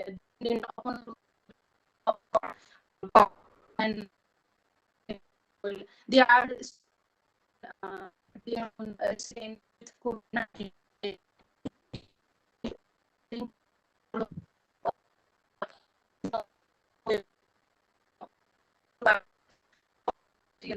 As a Besar Pani in Nepal. Problems. Sorry, Nakuji, it's not audible. If we move to the other speaker, then we will see if Shanta can change the internet connection better. Right. Abhijit. Yes, sir. Sir, I have turned her video off. Now it's her voice quality. I can see it's improved. So I think she can end her because she is on the halfway, I think. Ma'am, Shanta ma'am. Yes, sir. Kindly continue, ma'am. Kindly continue, please. I think voice is audible, sir. Now. Let's check. Please, Shanta ma'am, continue. Okay, sir. Problems and solution may last me arrange, sir. Facing lockdown time and again since last year experiencing virus problems, various problems such psychological stress, lockout, compulsion, financial loss, and establishing lack of hospital beds of the treatment and large decrease in the number of people recovering after intensive treatment because it is not certain that this second wave of corona will be the last one, and if everyone gets access to the vaccine, even if another third, fourth, and fifth waves many come and it connected create and complicated situation like the second wave, we are experiencing an epidemic that we never imagined. There is despair everywhere. Many families are in mourning and sorrows. That it has brought a great change in our daily routine. Thinking pattern thinking pattern and expression, our hope and trust have been started from the heart. Well, after all, no matter what happened to us, we have to take care of our own health. So let's take a look at our ourselves. Let's meditation time to time. Let's recognize our potentiality and love, harmony, or compassion and empathy among the family and community members. Everyone is now stressed by physical, mental, religions, financial, and the professional issues and problems. Children do not go to school, play, or friend meet, go to school, or adults are also under stress due to the lack of education, health, food, family responsibilities, office hours, and at home. Devices challenges in the management, internet ups and downs in incoming or work risk factor, unbalances between income and lack of the socialization. Problems such as rifts in the emotional relationship, verbal abusing, and shouting domestic violence, mental anxiety, and depression have begun to appear in the community. Similarly, it has been difficult for senior citizens to spend time. They used to walk around the morning and evening. They used to spend time happily forgetting everything, even for moment, which is not a possible not, and they are afraid that the COVID-19 will attack the senior citizen. Be confident that convinced that every problems will be solved. Regular physical exercise, so we feel happy after exercise when you do yoga, pranayam, and physical exercise. All the organs of our body becomes active, creative, say, energetic, and produce and the hormones we need for positive thinking, or produce physically and the mentally healthy person self confidence is strong. Energy can be felt in our work along the getting physically and mentally heartless our body that is distressed and destroyed by corona, and it can make relax and maintain a thought yoga and meditation. Even if it is a little relief, many people now spend their daily yoga, meditation, and pranayam, and it's a great way to get out of the corona mood and opportunity to keep self confidence. Of course, every bad time will end on one day, and happiness will come. Hopefully, Corona will be over soon. People around the world will be happy, and the affected and the impact of the epidemic will be forgotten, and the ordinary life will start. There will be no problems in the transportation and movement around in the society. Namaskar once again. Thank you very much for your kind passion. Let me stop my saying speech here. Thank you so much, Shanta ma'am, for providing us insight from Nepal. And you wonderfully explained about how these mental stresses are due to the pandemic are rising in Nepal, not only in Nepal, in all over the world, all across the world. And you mentioned a very important point here that is also the part of many international framework as well, Hugo and Sendai is. So it was the good governance is the need of the hour, and it is necessary to continue strengthening these parameters of good governance in disaster risk reduction strategies at national, regional, and global levels. It should be supported supported and strengthened modalities of international cooperation, like various programs, under various programs. So you rightly said it is an time, and vaccination programs should be paced in all the countries. And significant, at the end you wonderfully explained the significance of physical and mental health and immunity. Thank you so much for such a informative speech and deliberation. Thank you, thank you so much, ma'am. And now we now the time to invite Dr. Muhammad Anwarul Abedin, sir. He has been working as professor in Department of Soil Science, Bangladesh Agriculture University, Mymensingh, Bangladesh. He is also the leader of Environmental and Sustainable Development and adjunct professor at Disaster Risk Management Unit at Philippines School of Business Administration, Manila, Philippines. Apart from this, he is also the coordinator of university network in Bangladesh and very active in disaster management area. And it's an honor for us to have you with us, sir. Over to you. Thank you, sir. Sir, kindly unmute, sir. Please, sir. Very good morning to you all. Am I audible? Yes, sir. Yes, sir. Okay. Greetings from Bangladesh. It's my great pleasure to be the part of this program. And from the very beginning to the last presenter, I have a really nice observation about the pandemic coronavirus. From the first presenter, Rono clearly advertising on the situation of the media. And Mr. Kasemi, he also discussed about the diplomacy. And Assis, he really elaborate the situation, health situation, other aspects very nicely. And last presenter, Santa also mentioned the experience from India. You all know very well, when we have the IT era, we are very much familiar with SMS, that is short message service. Now there is a paradigm shift. We can fondly say we are now sanitizer, then mask, then of course social distance. Now we are with these three things. And before going to my discussion, I would like to rather say the nature or earth is said to take revenge for her survivability. How? We take the lessons from decade and decade. We are very well aware about the plague. We are very well aware about the Spanish flu. But when we are injured, we are taking care much about the healing of this particular problem. After heal up, we forget everything. But we often forget the lessons that we already learned, and we need to continue in our future life. This really happened. And the today's topic is very, very much customized with the lessons that, like what we are learned and how we will proceed for the future generations. So the COVID situation is not the country specific, it's not the region specific, it's all around the world.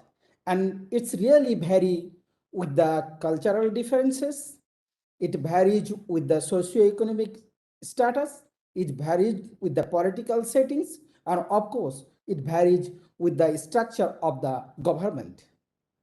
And we work in the arena of disaster, so we are very much familiar with the SFDRR, that is the Sendai Framework for Disaster Risk Reduction. I would like to rather discuss the corona pandemic situation with this four aspects. We know the SFDRR have four pioneer initiatives that are understanding the disaster risks. Then second is like risk governance.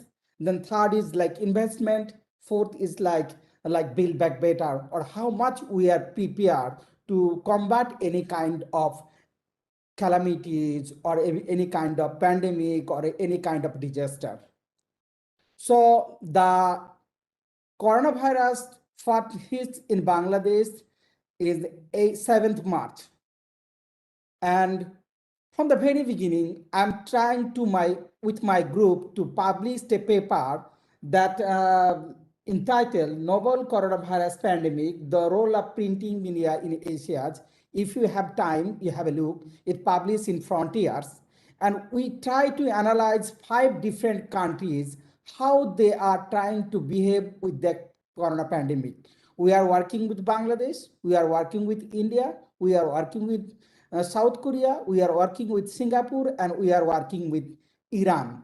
Why you use the South here? Because it's a religious different viewpoint, it's have economical different viewpoint, you have different social viewpoint.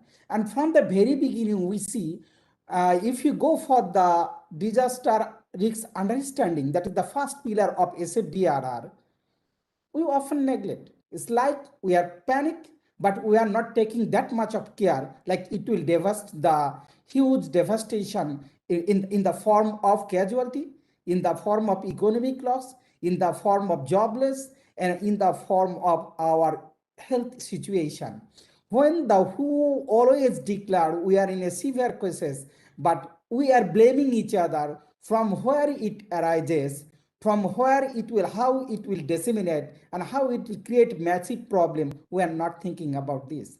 And the risk governance is another issue that are very much fragmented in each of the global South countries, because we don't have that much nice structure. Of course, the government, head of the government, trying his or her level best to make the country more resilient, to provide the sufficient like food, like vaccine, like medicine, like any kind of PPP. They are trying, but they are not thinking like we are in a devastation stage that have huge casualty. Right now, around 4 million people now casualty. Although the scenario in Bangladesh is little bit better, like we have only 13,000 casualty, but 0.8 million in the infected. So we are also in the different cases. And if we think about the regional situation, because we are very neighbor to India, we have business corridor with Nepal, Bhutan, and India. So we are very much exposed to each and other countries. So if any country have any problem, of course, it transmit to the other countries. So it's not blaming other countries. The problem is we are in a global village. So we have different type of problem, and we need to sort out the problem and try to take care of that particular problem with globally, not in an individual country like India, like Bangladesh, like Nepal. No. And that's another business is we are very much connected with the globe. Like when the previous, there is not that much of air traffic. People think, we the people never think like we are stuck with the air traffic, because half a year no survival from one country to another.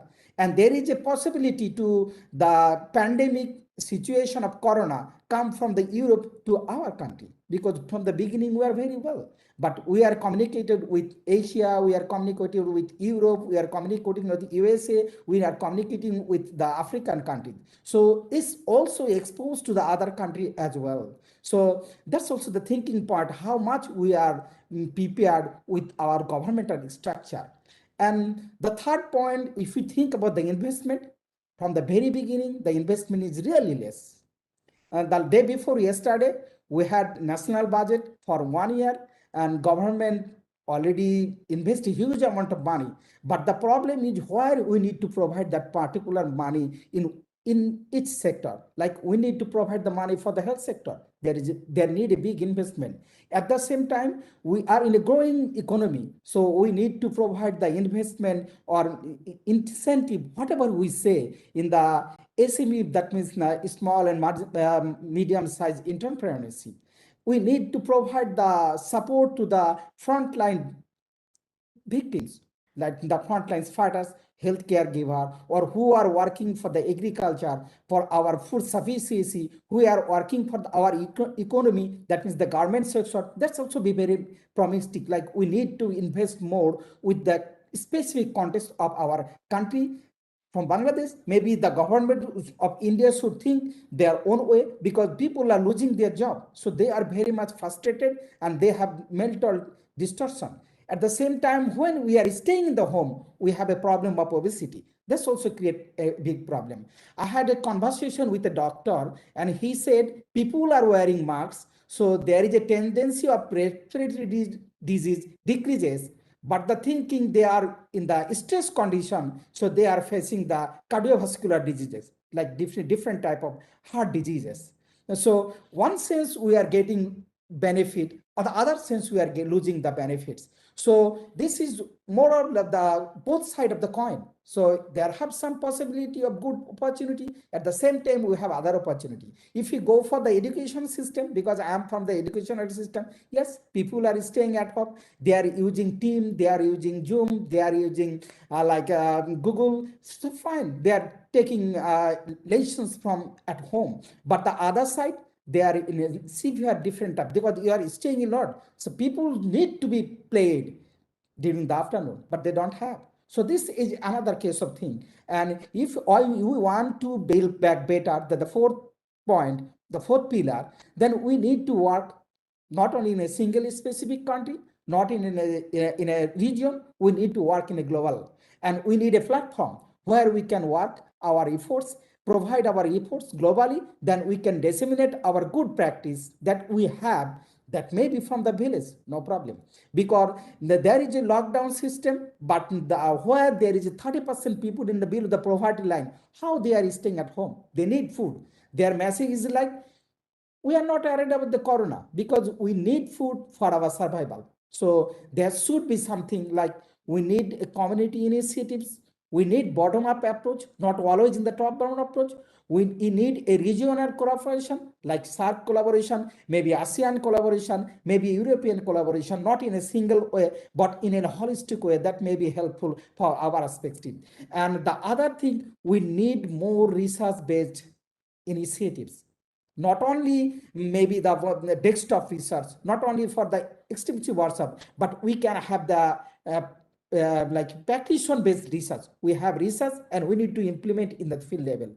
That's also very much important. And I am very much happy that we learned many more things. We may know many more things every day, but we have the scientific society have a different role. Maybe the practitioner society have different role. Maybe the educational society, the academician have a different role. Maybe who are the healthcare givers have the different role. But if we work together and if we sympathize to other job, then maybe it will be very helpful to combat the corona situation. And of course, we are optimistic.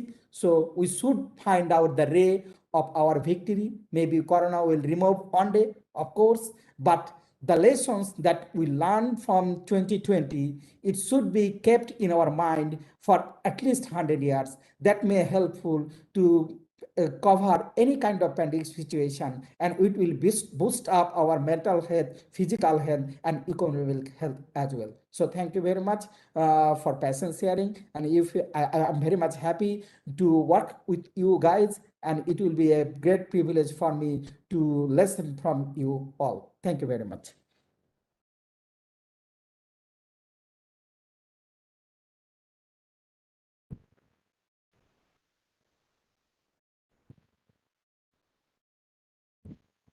Professor Anwarul, you explained very well, and I think you did a very Hello.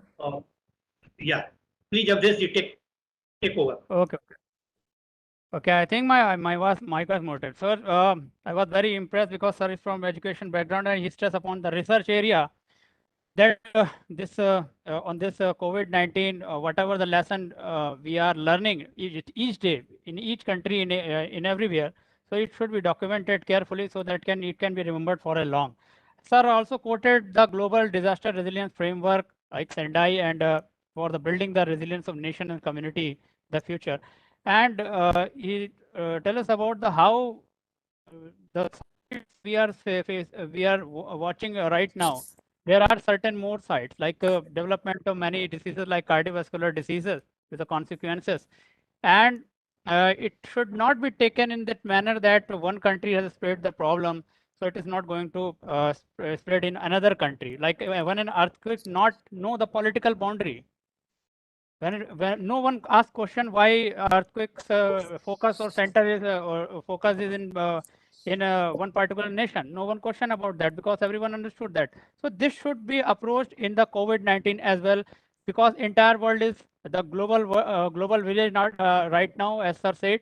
So education system, whatever the challenges we are facing, but it is the time when we can document something for our future generation that can be utilized by them in managing many future challenges that are likely to come in the near future in front of them.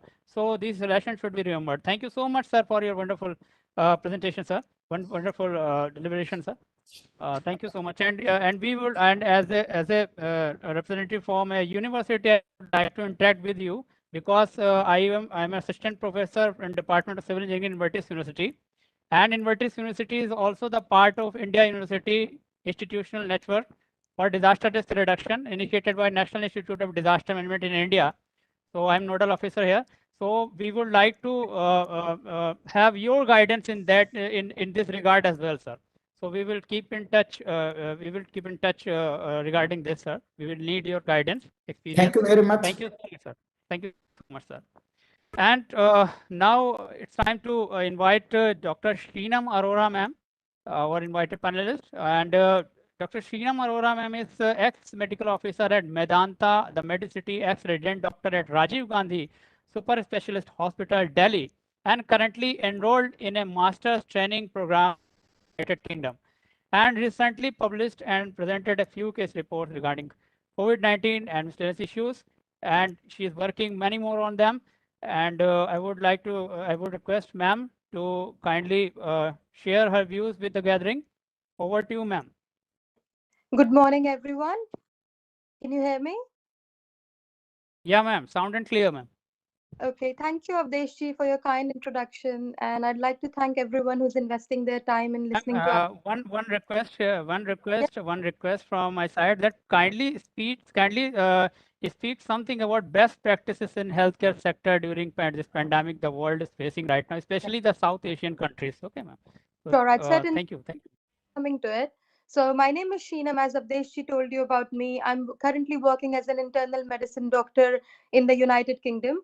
As we all know that the world is currently battling this pandemic, and I'd like to take this opportunity to address a few common myths surrounding the disease. And as a doctor, I'll be speaking on it from a medical point of view. So, and I'll be happy for all of you who are listening to this conversation or tune into it today to post as many questions as you have, and I'll be happy to address them all by the end of this chat today. So, as the COVID crisis peaked in India with the second wave, we all saw the cases rising sharply and the healthcare sector and all other administrative work coming under a lot of burden with that. It's very important that we understand how we can put up a strong fight against it as a community. I'm not saying that it's just the healthcare persons or the government or the administrative officers' responsibility to fight it. We as individuals, all of us can fight against it. Now, there are a few key areas where we can do better with regards to containing the spread of the disease. Most important of them being hand hygiene. Now, we all know that we're more than 14 months into the first waves. We saw the first wave last year in March in UK as well as in India, as far as I can remember that. So, hand hygiene is one of the most important and most protective measures that we can certainly take to avoid coronavirus. Yes, it is a strong virus, but let's also bear that in mind that it can be destroyed by simple, good 20-second hand washing. What you can do is when you're washing your hands, you can sing happy birthday to me twice. So that would ensure that you've covered all the areas and all the germs are cleaned off. Second one is wearing the face masks properly. Like many of you would have noticed that what people commonly do is they wear the face mask sometimes under the chin or at the back of the head, or let's say sometimes with the nostrils exposed and just on the mouth. So it is as useless as not wearing a mask, really. And wearing a mask is basically not a form of bravery that some people can show that, oh, I'm so brave, I'm not scared of COVID. Wearing a mask is about other security as well. So it's not a bravery, it's just an act of selfishness. So, and next time when we see someone in public places without a mask, we should totally tell them off about being that selfish in a community. And my next important focus would be social distancing. What we can see is when we are out in the market, let's say we have to go for a medical emergency, we're out in the hospital. People don't tend to follow social distancing if others look healthy. Now, the reason why I'm emphasizing on it is because you can take off your mask in public places and say, oh, all of them look healthy, they're happy, they're dancing, I'm at no risk. No, this is certainly a misconception. A healthy looking running person can also be a carrier and a potential spreader for the COVID-19 infection. As it manifests differently in on people, some people can be asymptomatic for the entire spread of disease. So you don't know who you're seeing, who you're getting close to, and they might actually have COVID, and the same infection can land you in ITU as well. And it's life-threatening. It can potentially kill anyone.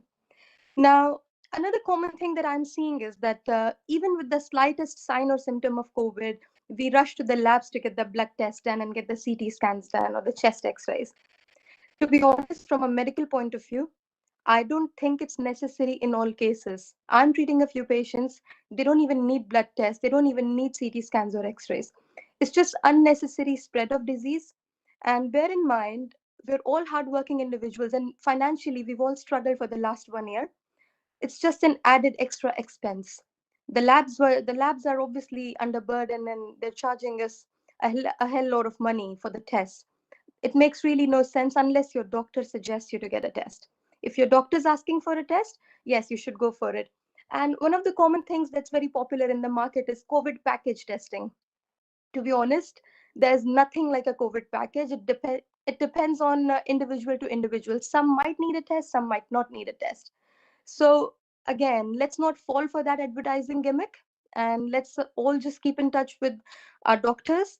And telemedicine, as one of my wonderful colleagues in this chat earlier mentioned, that telemedicine is actually a boon in the current times, because you can keep your doctor on your mobile really, and you can just speak to them and get the advice.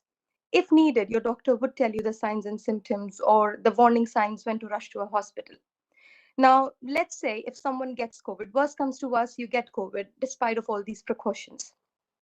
COVID is basically categorized into three forms of disease: mild, moderate, and severe.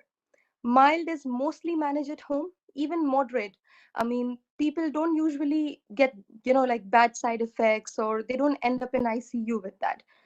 But what happens is we got this sense of panic in the community, because we're not focusing on the good news channels, and we're just focusing on, oh my god, how many people died, I'm going to be the next one to die. It's not that. If you get COVID, please ensure that you are in touch with a doctor who is specialized to treat these cases, and listen to your doctor's advice, listen to the warning signs, keep under strict home isolation, please do not travel. You got COVID does not mean that you have the right to spread it to others. Do not hide it from your work colleagues. No matter you have to take sick leave, it's for the country, you need to do it. It's for the world, entire community, you need to do it. So mild, moderate, and severe cases will be managed separately. Now, yesterday I was going through the ICMR guidelines as well, and again the guidelines in the UK as well. We all just emphasize on one thing, that not every COVID patient would need steroids. Now, I've seen a few patients who come to me or who talk to me, and they say that we've been on steroids for 10 days, 20 days. What do we do? Our doctor is not giving us steroids. Can we take some? Please do not take it, as steroids have shown to be, they have proven to be very useful with regards to the management of the active disease. But there are a few people who are eligible for it, and there are a few indications to actually introduce steroids in your treatment. One of them being the requirement of a supplemental oxygen or a lot of other comorbidities. Not everyone needs steroids. Now, and everyone has a mobile phone these days. You can just put that on Google, the side effects of steroids. And trust me, they're all true. Nothing of that sort is fake. So you can just see the internet and see how many side effects you can get later. They can actually hamper with your immunity and expose you to more infections. Now, another thing that I was thinking that I'd take this opportunity to mention is the over abuse of antibiotics, which I am not really understanding why we are doing that. Like, let's say in our Southeast Asian countries, the antibiotics are available over the counter. You can just go to a pharmacy and you can buy an antibiotic. It's easily accessible, but it's not a good thing for our community, because someone just get a mild sore throat, maybe they vomited last night, they're just retching with that, or they just have a sore throat. They go to the pharmacist and take antibiotics. I wouldn't name the antibiotics, but yes, all of you might know a few antibiotics are very popular these days. Now, if you study about antibiotics, the problem is that antibiotics, when abused, actually create a resistance. Now, the bacteria or the bug that was resistant to that antibiotic will change its structure and will evolve into a certain superbug which is resistant to antibiotics. We don't want that. COVID itself is a viral illness. So antibiotics are not going to help you against COVID, because they act against bacteria. Yes, they can be used in some cases where we are suspecting a superimposed bacterial infection, but it's only with the advice of a doctor. So please don't self-medicate. It is very harmful. If we are a country of, I think India is a country of 1.3 billion people. Now just imagine over a certain period of time, if all of us take some antibiotics, just imagine the mass resistance that would develop, and will potentially cause another pandemic in the next 5 years with a certain bacteria which is actually not being covered with any antibiotics. So we need to focus on that as well. So I've seen a few WhatsApp prescriptions very popular these days. I'm sure most of you have seen. There's a list of 10 or 11 drugs, some anti-parasitic drugs, some antibiotics. Please, I would sincerely like to use this opportunity to appeal to everyone. Please do not fall for those prescriptions. They might be true for some people. Yes, I do agree. It might be true for someone, but not for everyone. Everyone's body is different. Everyone's past medical history is different. Everyone's social lifestyle is different. Some smoke, some don't. Some drink alcohol, some don't. Some drink alcohol in huge amount. Some have a good family history. I mean, strong genes and good immunity. Some don't have anything. So we do need to focus on, let's not make one prescription as a universal prescription. We see that, we as doctors or nurses or other healthcare workers, we go to colleges and invest a lot of, so many years of our life. If if if, if it was this simple that, one prescription can sort out all problems, I'm sure MBBS would be of 1 year. So please refrain from using those prescriptions, and do not fall for false news on social media, because I've been seeing a lot of messages like, use this, put these herbs in your nostrils, it's going to kill the coronavirus. It's not. Trust me, it is not. There's no such thing that, you can do other than maintaining a good immunity. And by that, I mean exercise regularly. Make sure you eat healthy. Avoid spicy, oily, and excessive salt in your diet, unless a doctor tells you to, because let's say you got some conditions that require you to do that. But avoid all of these things. Do exercise. I know with the lockdown restrictions getting stricter, we can't go outside. We really can't do much about it. But we can certainly work out indoors. Yoga is a very good example for that. We can keep our mental peace as well. Because with COVID, I was reading this article just last night, which was about COVID anxiety. It's actually real. With the lockdown and the fear of getting COVID, people are getting medical diagnosis of anxiety. And certainly workouts and recreational activities like spending time with your family or being happy, watching happy things on the television certainly help. I'm not saying that go away from reality, but yes, be very positive, pray, meditate, whatever makes you healthy, just do that. Play with your pets, talk to your children, educate them. It's I think a very good opportunity if we look at it like that. And again, I would like to also say something about I've been getting a lot of phone calls from friends, family, and relatives because they're worried about the lack of oxygen. So as a doctor, I think it's my responsibility as well. I have to tell that to the society just to spread awareness. I know the government is struggling. Everyone's trying their best. No one would intentionally kill someone. And they're trying to get the oxygen. But one of the key reasons for the shortage of oxygen in our countries is that people are hogging up the oxygen. Like antibiotics, oxygen is available at any pharmacist over the counter, which shouldn't be the case, because let's say you take oxygen, one day, the community just runs in circles, and one day it's going to call, I'm back. It's all going to come back to maybe you or your family, that one day you don't have the oxygen that you need. Some people like taking oxygen at night. The word I'm using like is because I've seen some people like, oh, let's take this oxygen. I have COVID. I should take oxygen. It's going to make me more fit. No, it's actually not advisable, because FiO2 is different for the room air or the oxygen. And excessive of oxygen can kill you as well if you don't need it.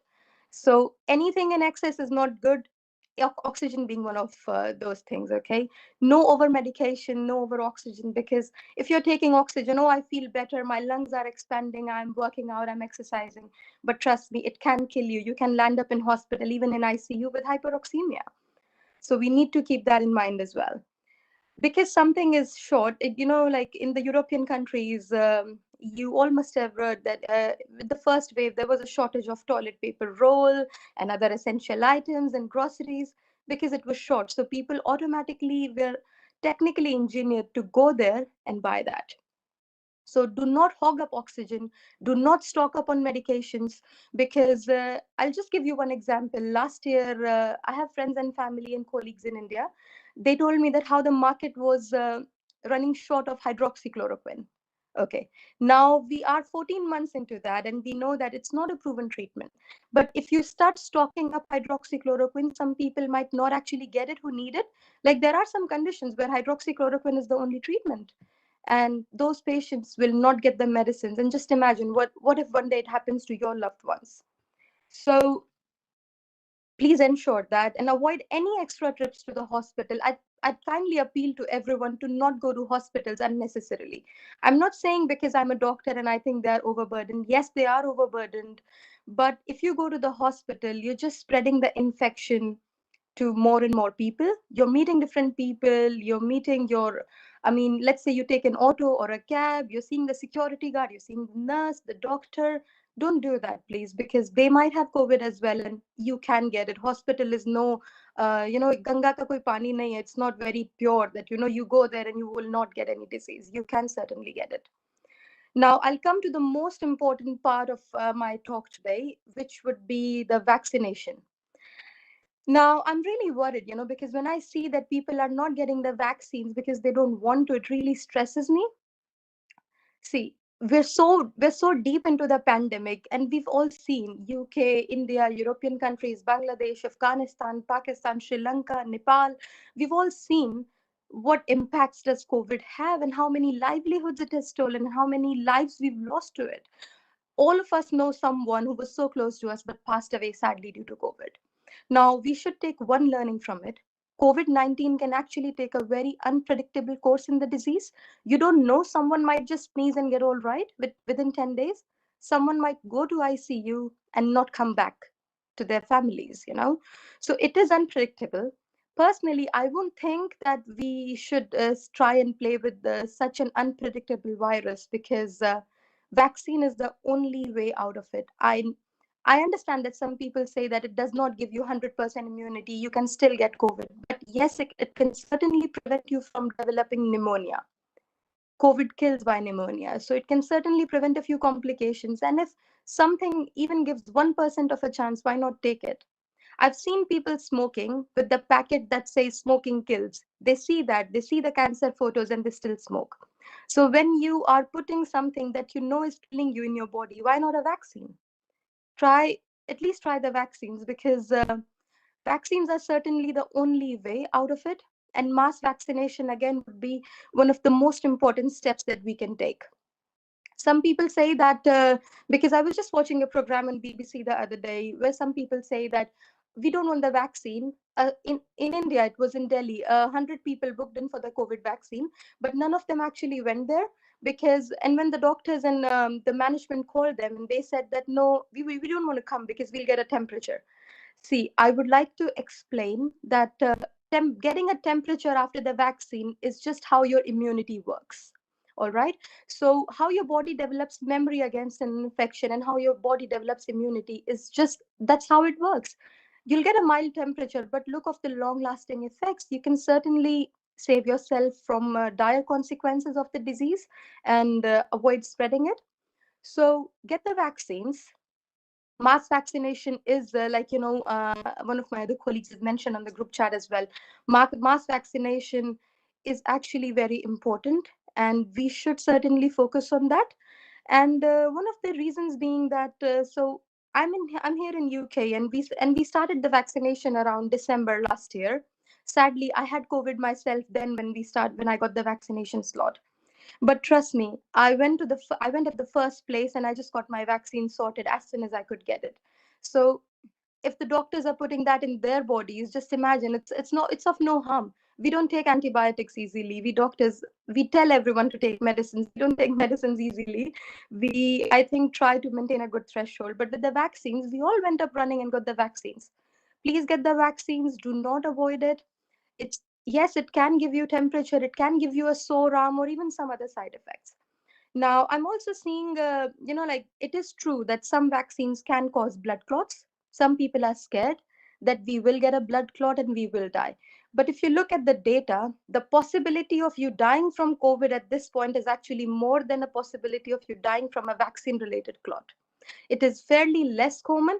Yes, some people can get it, but even without vaccines, blood clots are very common in the society. They're just getting newly popular on Google or WhatsApp, but they've been around since we've studied medicine. So blood clots are still very popular.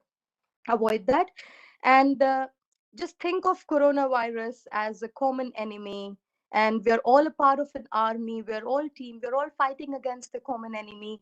Let's all beat it, let's get the vaccines, let's maintain social distancing, avoid panic, listen to the government, and do not see any false news on social media. Always check with the local or national guidelines where you are from, because they're actually formulated by some very well-read people and they know about it. And I think that would sum up my conversation for today. I don't want to take a very long time from all of your busy schedules. And I'll be happy if someone wants to address anything. If someone wants to ask any questions, feel free to ask away. I'll be happy to address as many questions as I can. Thank you.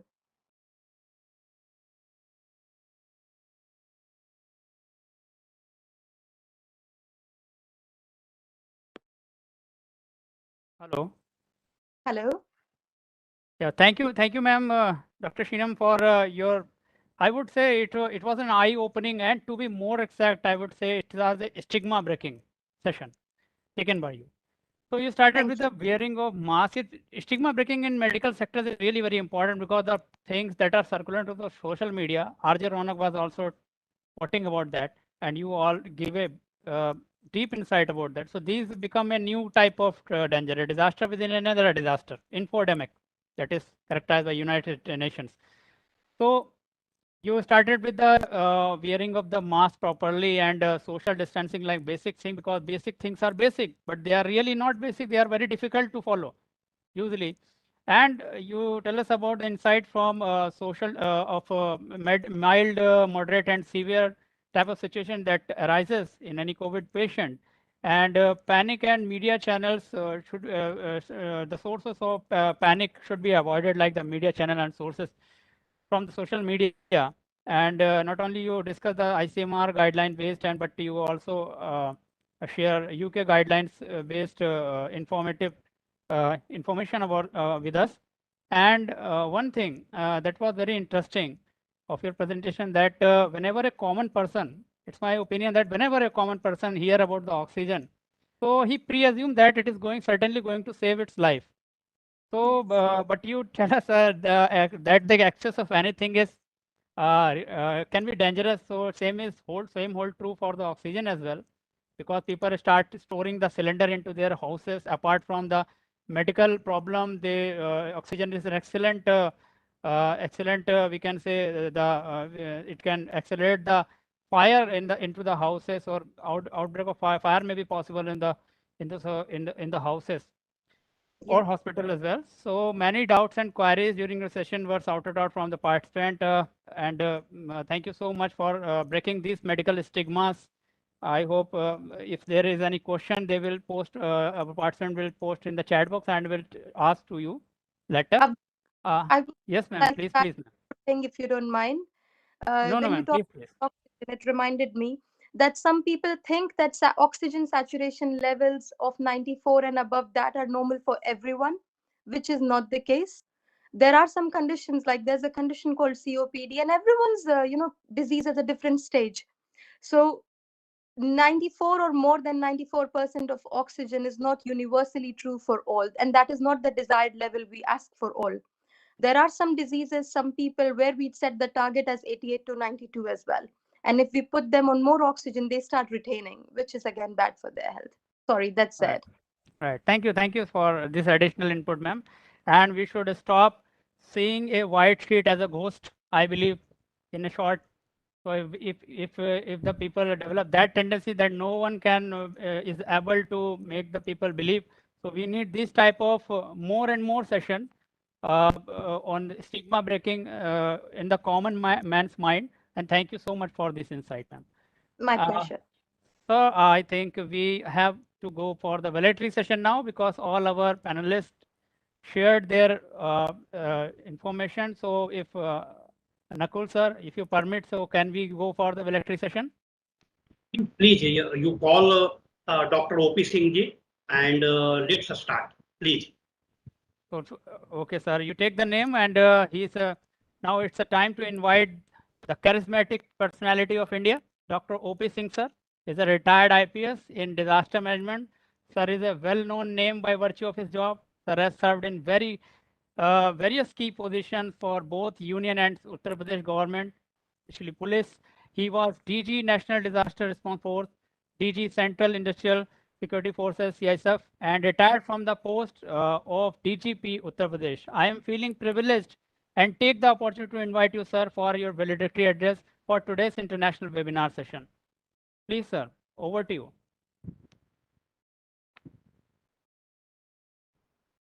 Thank you, Nakul. Thank you, Mr. Avdesh Kumar. I'm indeed grateful for being invited for this particular session. And I must say that this was one of the best sessions I had ever attended, starting with the inaugural address by Honorable Deputy Minister of Afghanistan, Mohammad Qasim Haidar, who talked about the greater collaborations among the South Asian nations. And then climbing up to various speakers, various panelists, like Mr. Ashish Panda from India, who talked about the various shortcomings, various lessons learned during the pandemic for the last 1.5 years, and also the kind of preparedness we should have. And he talked at greater length. And it was really very, very educative, very exciting, very, very thought-provoking lecture by him. And we could get a sense of what we are passing through. Then we had Shanta Pandey from Nepal. She also talked in greater details about the existing scenario in her own country. Professor Anwarul from Bangladesh, a research-oriented professor whose lecture needs to be documented, as Mr. Avdesh Kumar said in the beginning.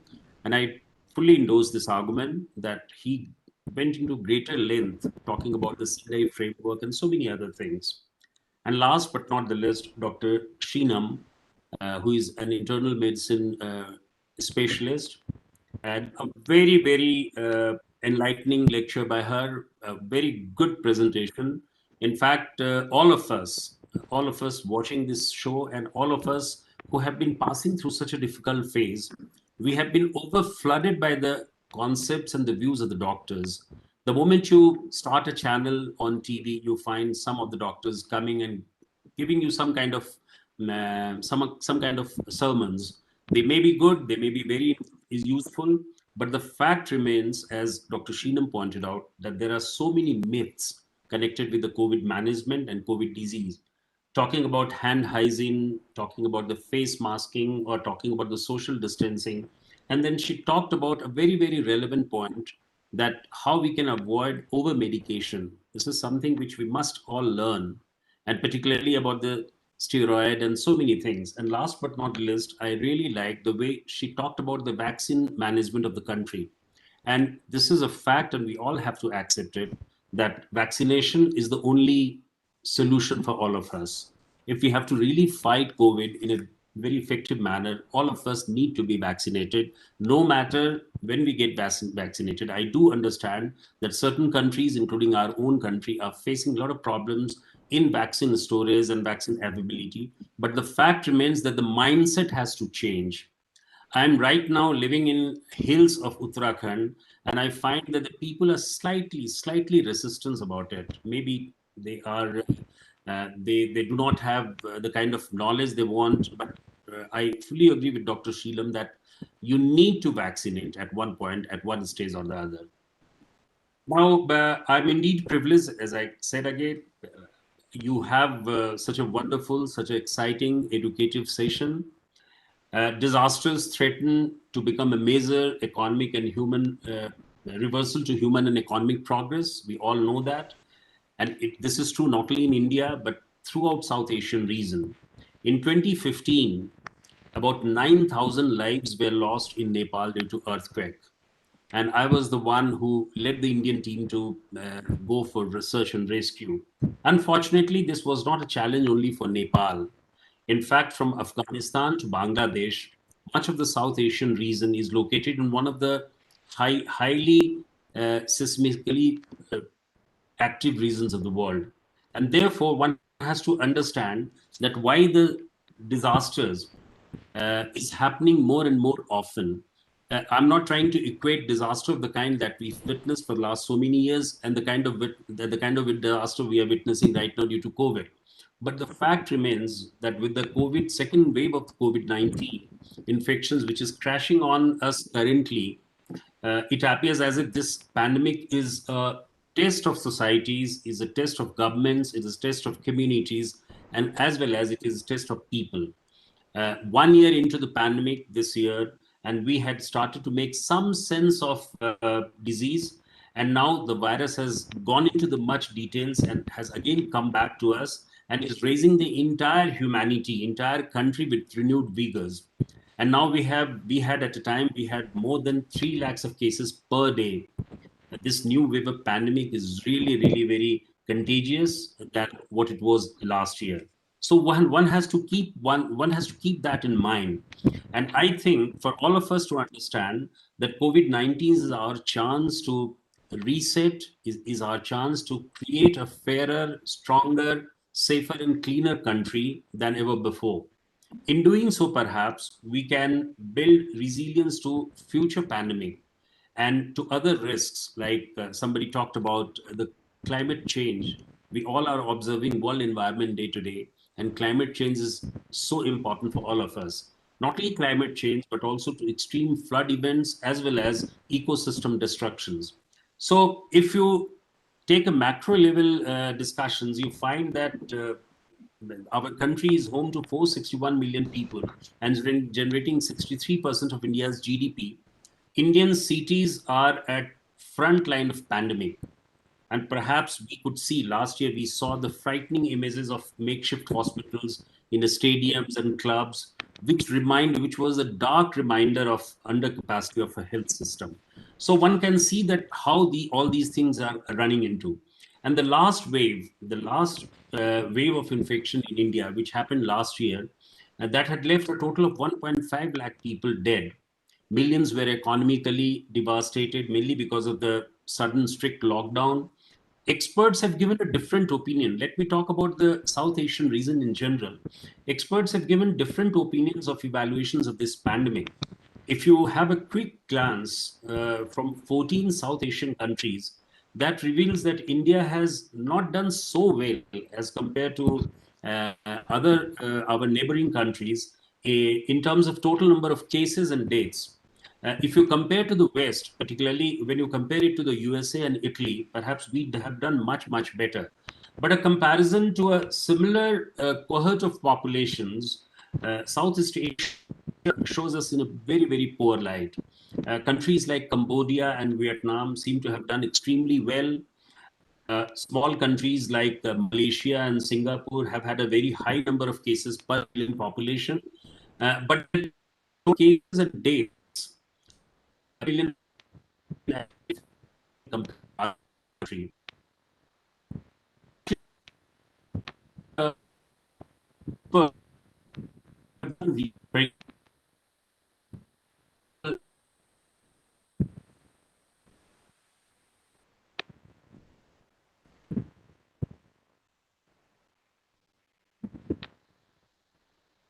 Sir लगता है वो आवाज आपकी चली गई है, कोई signal में प्रॉब्लम है मेरे ख्याल से कनेक्शन में।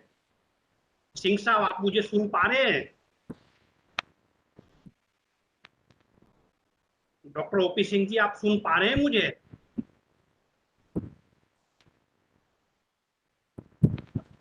अब जी लगता है डॉक्टर साहब डिस्कनेक्ट हो गए हैं। I think sir got disconnected. Yes, sir. Sir, we will wait for sir. Yes, we will wait for sir. I think his connection will resume soon. Yes. मैं कॉल कर दूं क्या? हाँ सर प्लीज एंड अगर नहीं हो रहा हो तो उनसे कहिए फिर से रिकनेक्ट करें सर, हो जाएंगे। हाँ वही करते हैं। Rest I will handle because I can turn off the video cameras and bandwidth will increase.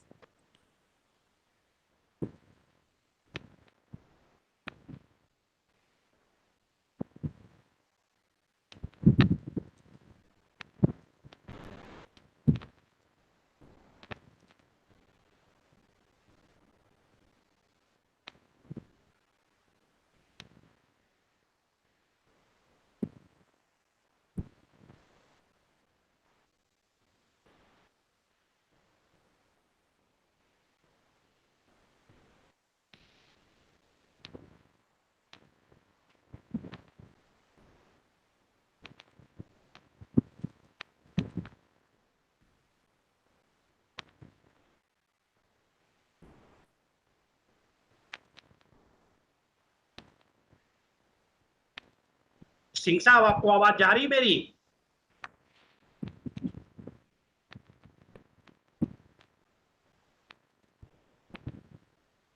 OP Singh ji,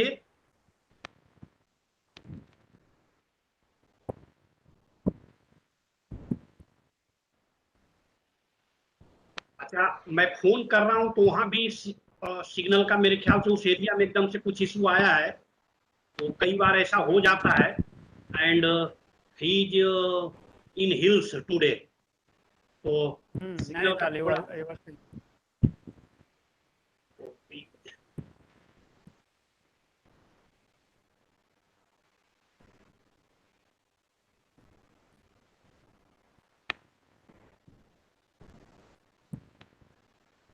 call आया है, सुन लेता हूँ। सर Meanwhile, आवाज नहीं आ रही सर, आप एक बार फिर से रिकनेक्ट कर लीजिए। हम वेट करते हैं सर, हम लोग वेट कर लेंगे। नहीं अभी हाँ अभी 1 मिनट से लॉस हुआ है। हाँ हाँ बाकी तो चला है सर का, बाकी तो पूरा है।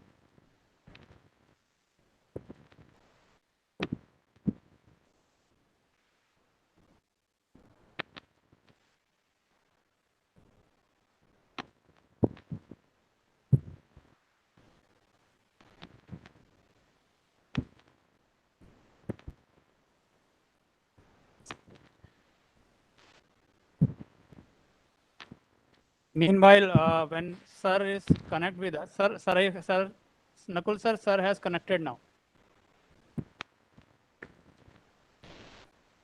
Sir reconnected with us.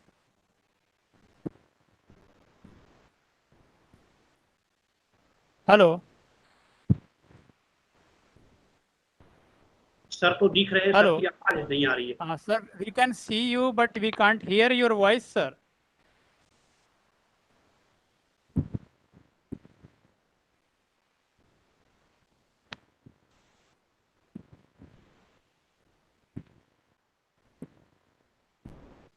हमारी आवाज आपको जा रही है ओपी सिंह जी?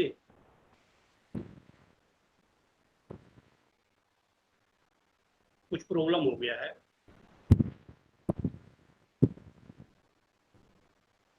टेक्नोलॉजी का Sir, I अपना think if sir reconnect, then his voice will sir phone कर रहे हैं। come हाँ back. सर, आप दिख रहे हैं हमें, पर केवल आप नहीं, आपकी बस आवाज नहीं आ रही है।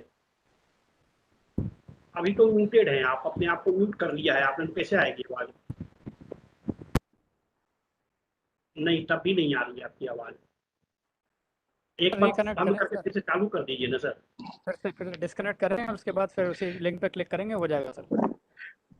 नकुल जी थोड़ा बता दीजिए, Vietnam Cambodia are fighting well यहाँ तक बोला है, उसके बाद स्टार्ट कर सकते हैं। कर रहे हैं सर, कर रहे जी हैं।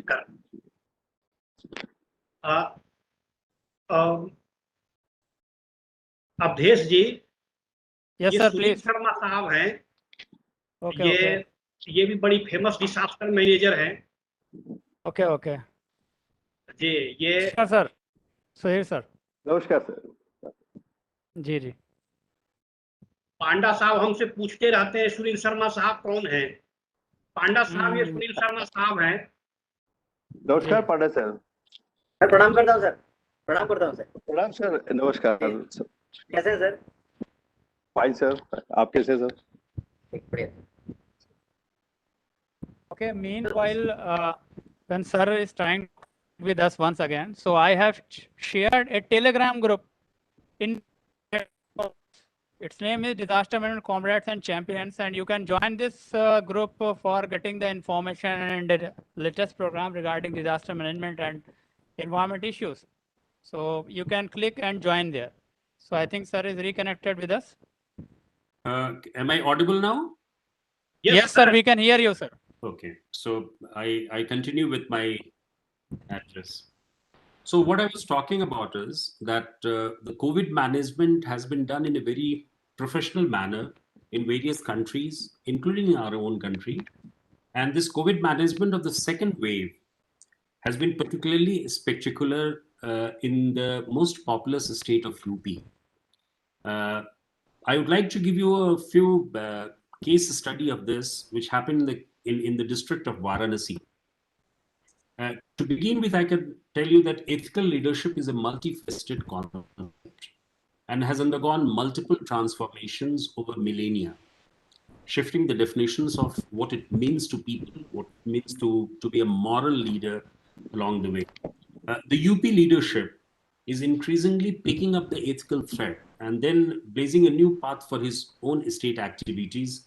But many are still silent as spectators in the sidelines. Let me present you a case of Varanasi, where COVID management received a global path. In fact, it was globally recognized by not only by the WHO but other agencies as well. What was the main feature of COVID management in a state like UP, which is the most populous, having 23 crores of population, and in a district like Varanasi? What was the scenario? In fact, the district was waking up from holy festivals, and then suddenly tsunami of the second wave of COVID struck. And this was more deadlier than the first one. We all know it very well. And during the first week of April 2021, the daily number of reported cases started growing exponentially. The health infrastructure was inundated with inbound patients and mostly gasping for breath, as all of us know it very well.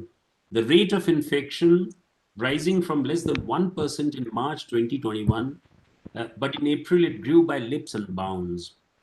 And the integrated command and control system, which we all have. I am a police officer for the last 38 years.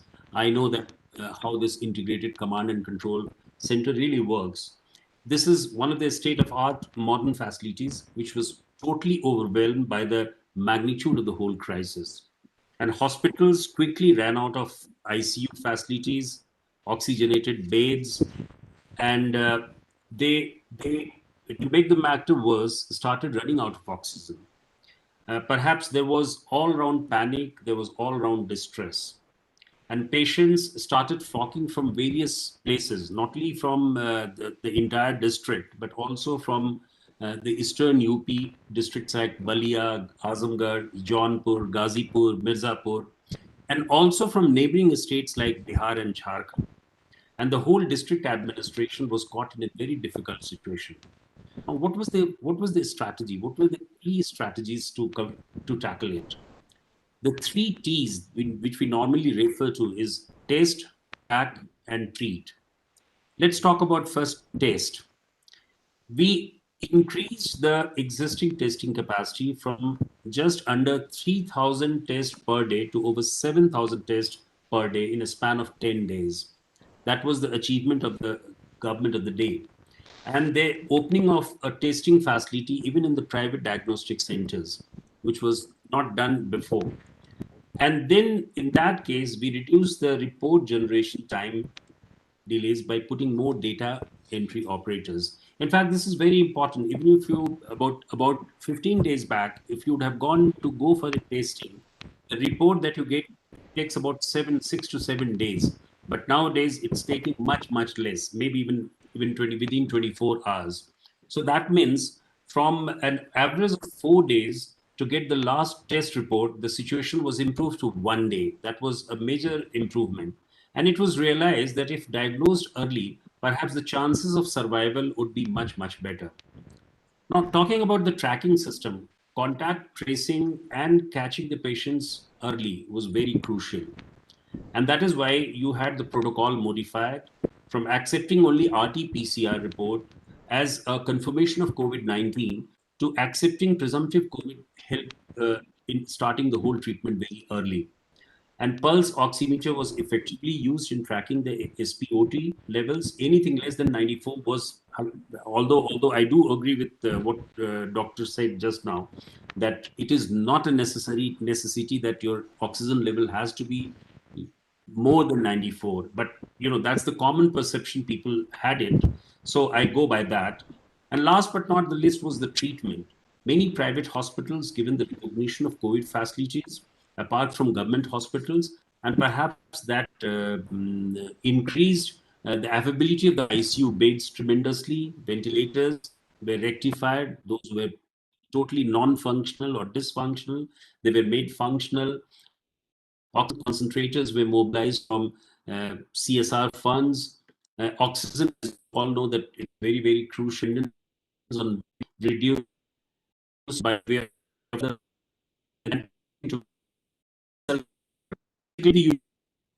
oxygen in use. You have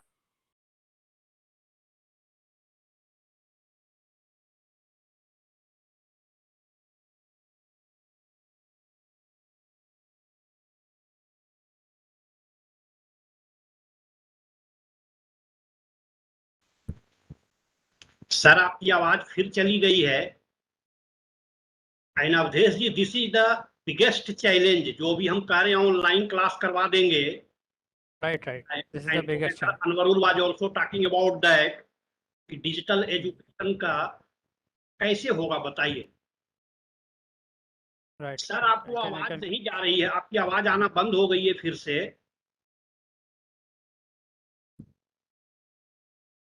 He was about to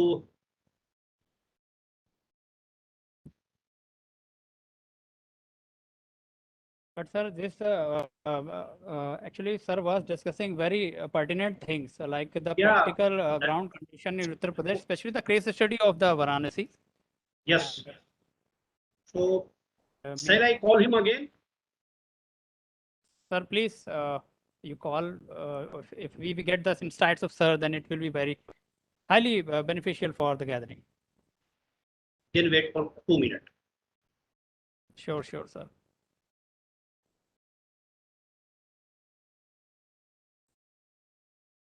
Okay, as a moderator, I would like to apologize for this constant interference, but these are the new normals nowadays.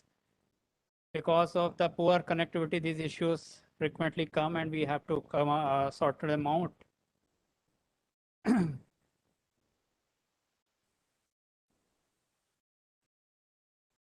Ashish sir, have you connected there?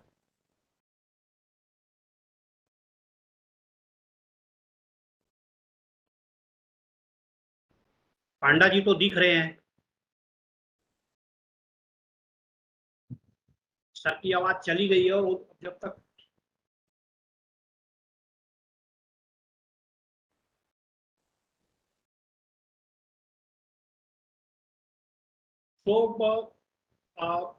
meanwhile some people are asking feedback link. Okay. So meanwhile you can give them a feedback link or whatever the procedure, please tell them, because they are keep texting feedback link. Don't worry about the feedback link. Don't worry, you will receive the link. Yeah, Panda Saab is visible. You are looking for the Panda Saab. Okay. So Ashish sir, we were discussing the issue that the ground level challenges that are coming in the crowded state like Uttar Pradesh and Maharashtra as well, because the COVID-19 outbreak abatement is a really challenge because of these facilities run out. So you also had an experience from Delhi. So what kind of inputs regarding that? How ground level conditions are can be improved? Sir, my message would be that the thing is, we believe that government has the responsibility to do each and everything in disaster situations. So basically, they have plans and policies, and they go for implementation. We start finding flaws in their systems. The thing is, we are also part of that governance. Okay, so the government vis-a-vis all the stakeholders. I may be an academician, I may be an industrialist, I may be a common citizen with respect to the following. Like if I am keeping myself inside my house and following all these guidelines with respect to the safety measures of this pandemic, then I'm supporting the government. I'm supporting my society. So that charity begins at home. So each and everybody has to come forward with respect to whatever kind of population that might be with respect to any kind of a state in our country. We are 1.38 billion people in our country. So that will be there. In a disaster situation, resources will always be scarce. Pandemic छोड़ दीजिए, any biological disaster छोड़ दीजिए, in times of disasters, resources will always be scarce. So with those scarce resources, if we work together, gelling together, not working in silos and in different verticals, so probably we are going to utilize these resources in better fashion without putting situations like duplicity of works and things like that. So that way, everybody has to come forward, follow these safety guidelines, and work in tandem with the government machineries so that a proper outcome can be achieved. Thank you, sir. Thank you. If any participant have questions, they can also ask this. Vikrant Tomar is texting repeatedly. He want to inform the this education system about something. So please take him on board and please ask what he want to say. Vikrant Tomar. Vikrant Tomar. Yeah, Dharamveer has already unmuted him. Vikrant Tomar. Vikrant Tomar, sir, you can ask your question, please. Hi, namaskar, sir. Namaskar. बोलिए विक्रांत जी. Sir, actually, I want to thank you people give me this opportunity, and consistently I'm listening to the digital education, and India has certain some goals regarding malnutrition free of India, and which is set by 2030. In this regarding, sir, if we provide digital education to India, some people are not able to buy the mobile phone and they are not able to get the internet package, and some economic weaker section, they are sending their children to the school. They are completely depend on the midday meal scheme, and in this way, their health will improve, literacy rate will improve, and the primary education, which is the backbone of the country. If we see for a long future, the growth and survival of the children and the primary education is the backbone of country, sir. Sir, I want to, I can request you, I cannot be suggestion, you are senior than me. I want to request you regarding education, and if we follow the digital education, the companionship and the cohesiveness and the physical fitness of the children will be negative. Sir, I request you please make education system better so that we can send our children in sports and we can erect a good administrator in future, sir. Thank you Vikrant Tomar ji. हम लोगों ने आपका point बहुत अच्छे से लिया है और हम इसे डिलिब्रेट करेंगे अभी. ठीक है Abhesh ji? Sure sir, sure.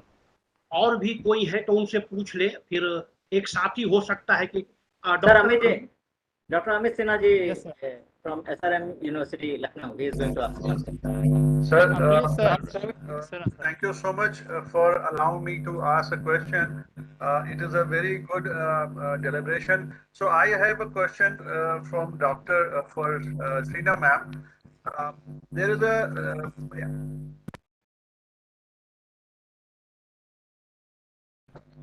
Hello, I am audible now? Hello? Yes, Hello? please, please. Nowadays, there is a concept going on. Earlier, when the vaccination was started, it was said within 28 days, second dose should be there. Then suddenly, this gap was increased to maybe 10 to 12 weeks. And now, when I got vaccinated for COVID shield, now it is said there is one shot is good enough. So why this thing is happening? Is it a supply chain issue or there is some medical things are involved? Dr. Sheena, please. So it's a very valid question. I mean, I've been getting similar questions quite a lot in the recent time. I'm afraid, since I'm currently in UK, I'm not shying away from the question, but here the guidelines were that everyone has 2 doses. So as far as I know, the guidelines in the UK and guidelines in India have suggested. So I'm really not sure if there's actually some data about it or that is supply chain issue. I'm sorry, I won't have no idea about it. As I'm Thank you. currently not, I mean, read about it much. But as far as I know, in the UK, yes, things to everyone. Okay, thank you. I'll go for the second dose, no doubt, whatever anybody is saying. So, Yeah. Thank you so much. Thank you.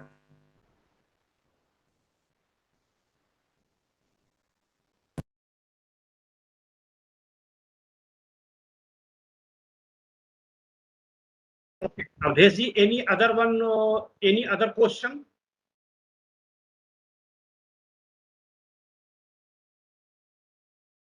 Audience, do you want to ask anything else?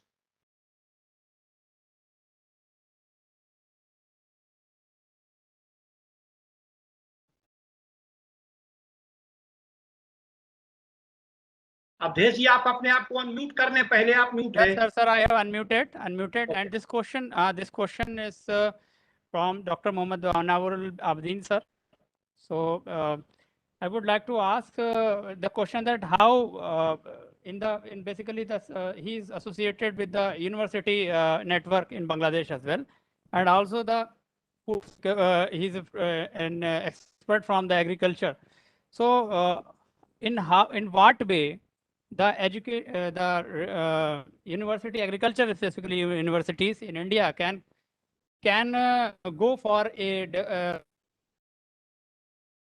network that will help during the disaster, because during disaster the food supply, as our participant from the Nepal was also, our speaker from Nepal was also saying, the people who were engaged in the various youth groups, various private association, they have to come forward to fulfill these type of activities. And especially the university, as far as concerned, they have the very good infrastructure, very good resources. So I am basically fusing these two things together. So is there any scope in engaging this fusion into disaster risk reduction area?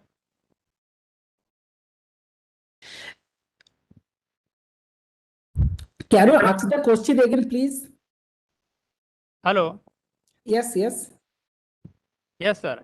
Actually, sir, whenever some disaster-like situation outbreak, then we have seen in the recent past that universities have a great infrastructure. They have water facilities and electricity established facilities there. So we obviously have the resources. We converted into COVID care recently in countries like India and other. So when it comes about the people who are locked down, for example, they are facing lockdown on supplies to them because of the lockdown issue. So many youth groups come forward and they start working together to supply the food at their doorstep. So under the university network scheme, can we go for such type of program? Because now the universities cover a lot of area. So obviously they have students, they have many resources to them. So can we deploy this thing in near future in a system so that they can fulfill this type of requirement in the future emergency scenarios? Yes, thank you very much for this nice question. Actually, in our country, we have 30 university. We are linked with south to east, west, and north. And each university have a focal point who really demonstrate any kind of training program, then course curricula, or maybe outreach program.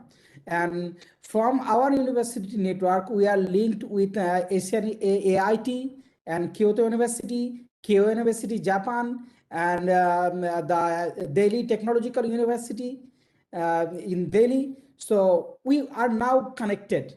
Though it's a Bangladesh university network, but we are now connected with different perspective of the world as well. So the thing what you are proposed, definitely we can work. And right now we are working with a different project.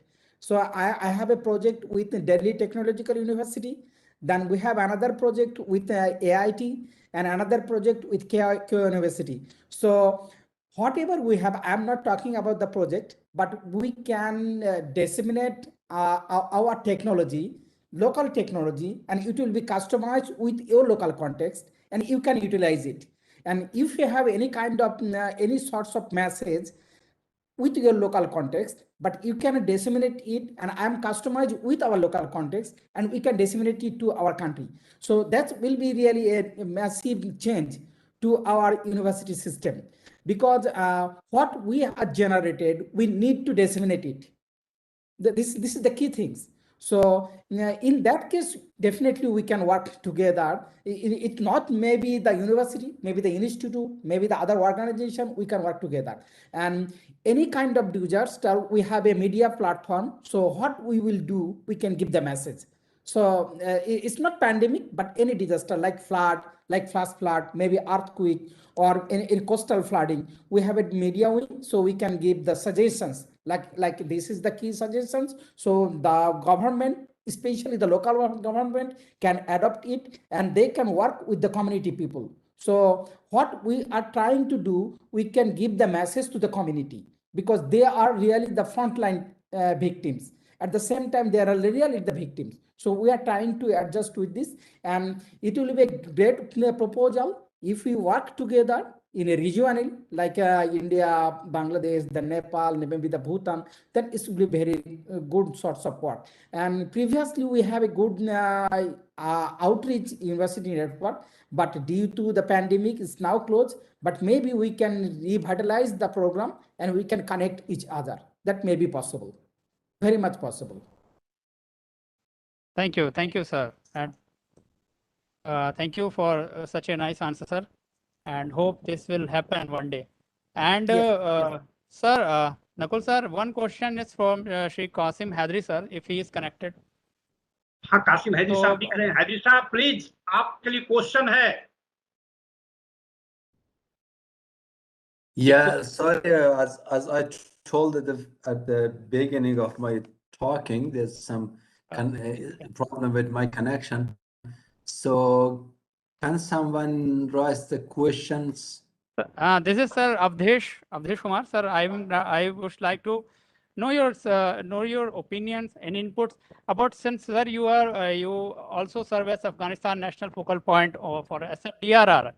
So when these type of international frameworks were created, whether it's Hyogo or whether it's Sendai, so this scale of pandemic was not there.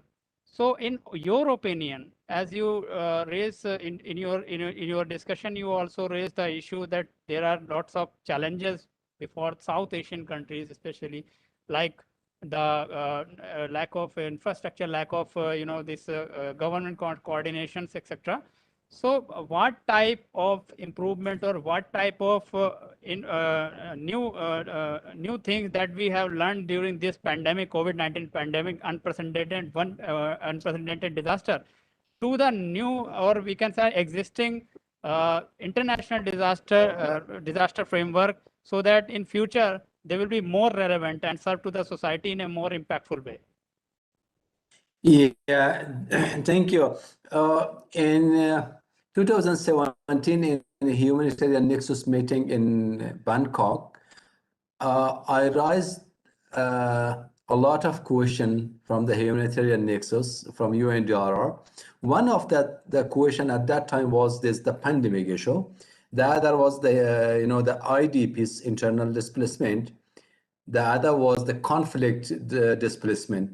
When I raised this issue, the conflict and the IDPs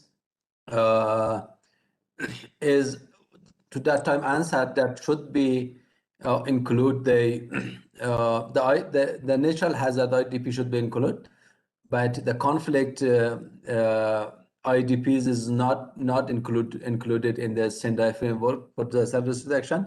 But when I raised the pandemic issue, the head of UNDRR in Bangkok, that was I forgot her name, was a lady, now she is the Sendai section in Geneva in UNDRR. She said that all the pandemic and health related issue is databasing by the WHO. WHO is also the parallel UN agency, that's the same as UNDRR. So it is maybe duplicating when UNDRR also include the pandemic and also the WHO. But it was in discussion with these two UN agencies, but now I have not any update from them. But in perspective of the humanitarian NGRR, I think it's need to be include the UNDRR's Sendai framework just for humanitarian response, because in this we have the experience of this more than 1 year during the Kuwait. So we have about lost his father of the family. Some family that we have, they lost their father of the family. Most of the poor people under the poverty, they lost, they are incoming. So this kind of the family is need for the supporting. But I don't, in Sendai framework, this kind of the family is not in any range. We cannot find any range here for them, because the father of family. So before of that, there was not at the ranking of the poverty. But when they left, they lost their father. After that, they lost their incoming. So in perspective of the humanitarian, now of the poverty. So this kind of families to need for the supporting, I think, must be in the Sendai framework and supporting recorded. Thank you.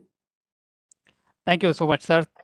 And it's really important also in future scenario, because we can see all the recently a report released by the UN CRED. So they are also saying that not only the pandemic, but we can say all type of natural resources are lodging a pace in last 20 years. So when this is going to get a pace, so now new type of challenges. And sir, Nakul sir, here we can see this pandemic related issues has not direct connection with the climate change, but has the indirect one. So we can see number of issues regarding new type of virus, new type of epidemics. They are arising due to the climate change issue. Number of new type of we can say species can be seen that are harmful. And recently a report published when about the glacier melt, and there was a prediction by the expert. They are saying that due to the melting of these glacier, there are certain bacteria or virus, we can say microorganisms, that are freeze into those glacier before the existence of human life. They exist there, and when they melt, they may become a great challenge before the human civilization. So thank you, sir. Thank you for your insightful remarks, sir.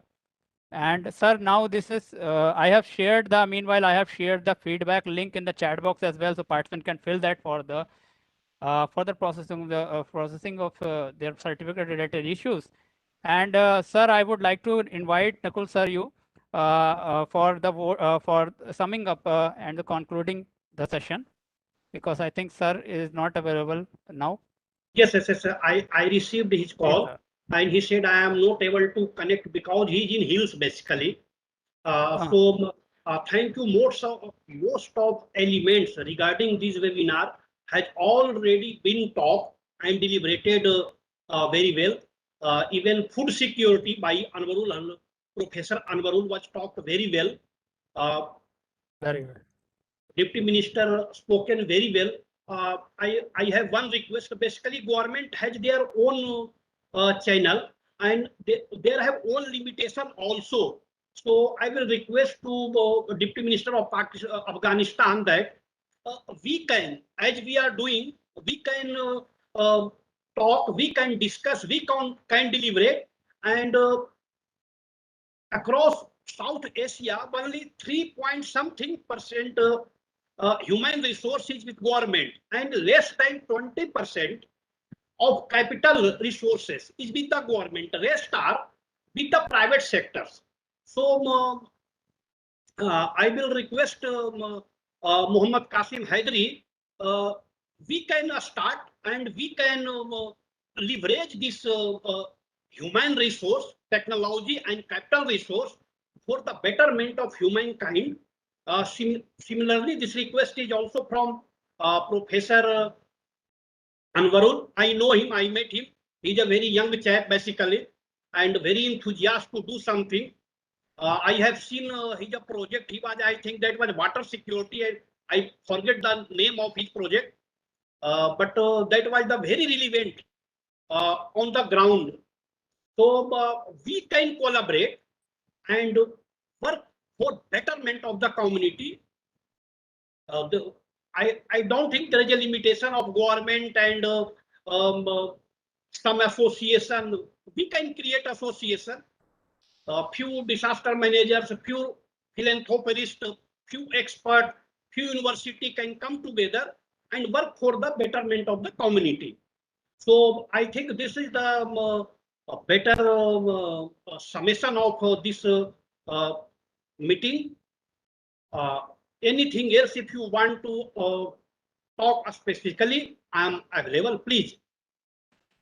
Yeah, Yes, sir. thank you, Nicole. Please, please.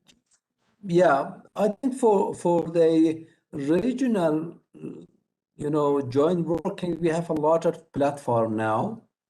It's in place. Like CDRI is now it's a big platform based in India. SARC Disaster Management Center is also one of the platform that we have working for disaster management and humanitarian affairs. The same organization, Zone for Solutions, will be a very good platform if we can work together jointly in Asia and maybe in Asia Pacific. So we have the Asian, we have the Economic Cooperation Organization. They are also working for disaster management. They have a department. We have APDIM, ISCAP for the Asia and the Asia Pacific. So there is a lot of platform that we have in place. So I'm very, very happy that should jointly think about this issue and solve this problem. I think it's not just, I know that I'm working in the government, so my perspective is completely different with you. But as a humanitarian person, I'm completely agree with you. Thank you, Nicole. Thank you. Thank you. So anything else, Abheshji? Sir, I think we have to end now. So because almost all the let's you read the vote of time. Because so I would like to go for the vote. And meanwhile, I would like to inform the participant that feedback link is available in the chat box. Must fill that.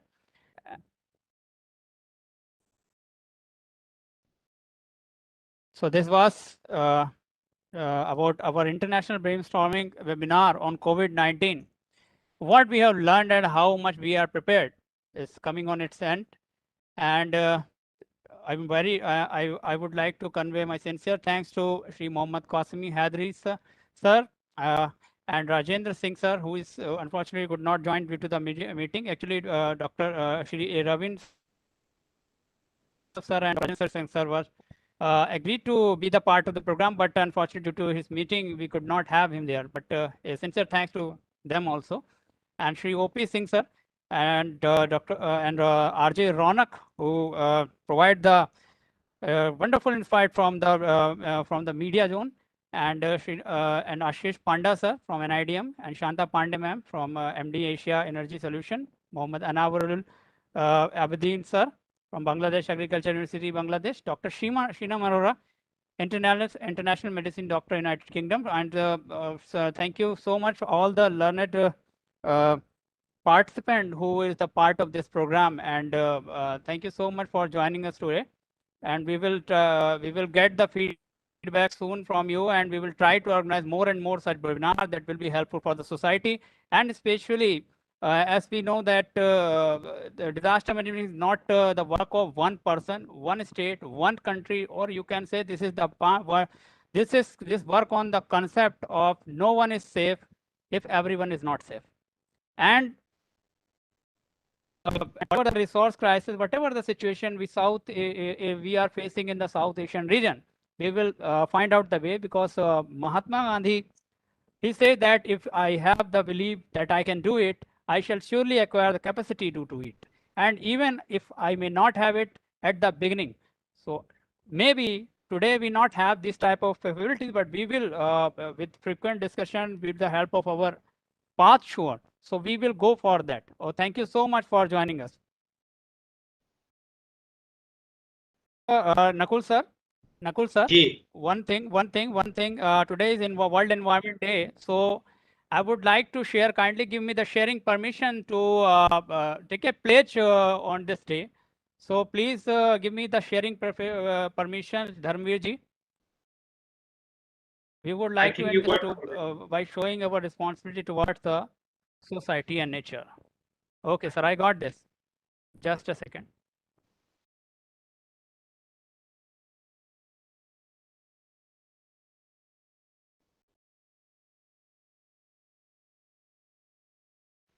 So if it is visible to everyone, this is our program's end and a new beginning for toward our environmental commitments, because disasters are more connected with the environment a lot. So let us take this pledge. So I am reading on behalf of everyone. I hope you will also repeat this. So I hereby to refrain to the maximum extent possible from use of single-use plastic items with a view to reduce their worldwide consumption in light of the damage caused to the environment by the plastic pollution. I also pledge that I will use all the opportunities available to me, including social media, to encourage my family members to do so. With this spirit, like to show the commitment from the side of everyone to our Mother Earth. And with this word, I would like to sum up this internal webinar. Thank you so much. So, Thank sir. you. Thank you, sir. Thank you. Bye-bye. Thank Bye-bye, you, sir. thank you, everybody. We will keep doing this type of webinar and seminar, and we will transfer the discussion on the ground also. Thank you, thank you. Bye-bye. Thank you so much. Bye-bye. Bye-bye. Thank you. Thank you. And we will make report on that, and we will share with all of you. So you also can go for more and more input, because this is a limited session. We know our learned speakers have a vast experience of their field, years of experience. As the Nakul Saran sir said, that average experience of our panelists is about 30 years. So it was very less time, so will try to collect the input and expert input from that way also. I understand, because the limitation of time online, we can't sit for long hour, for whole day. So thank you. Bye. Bye.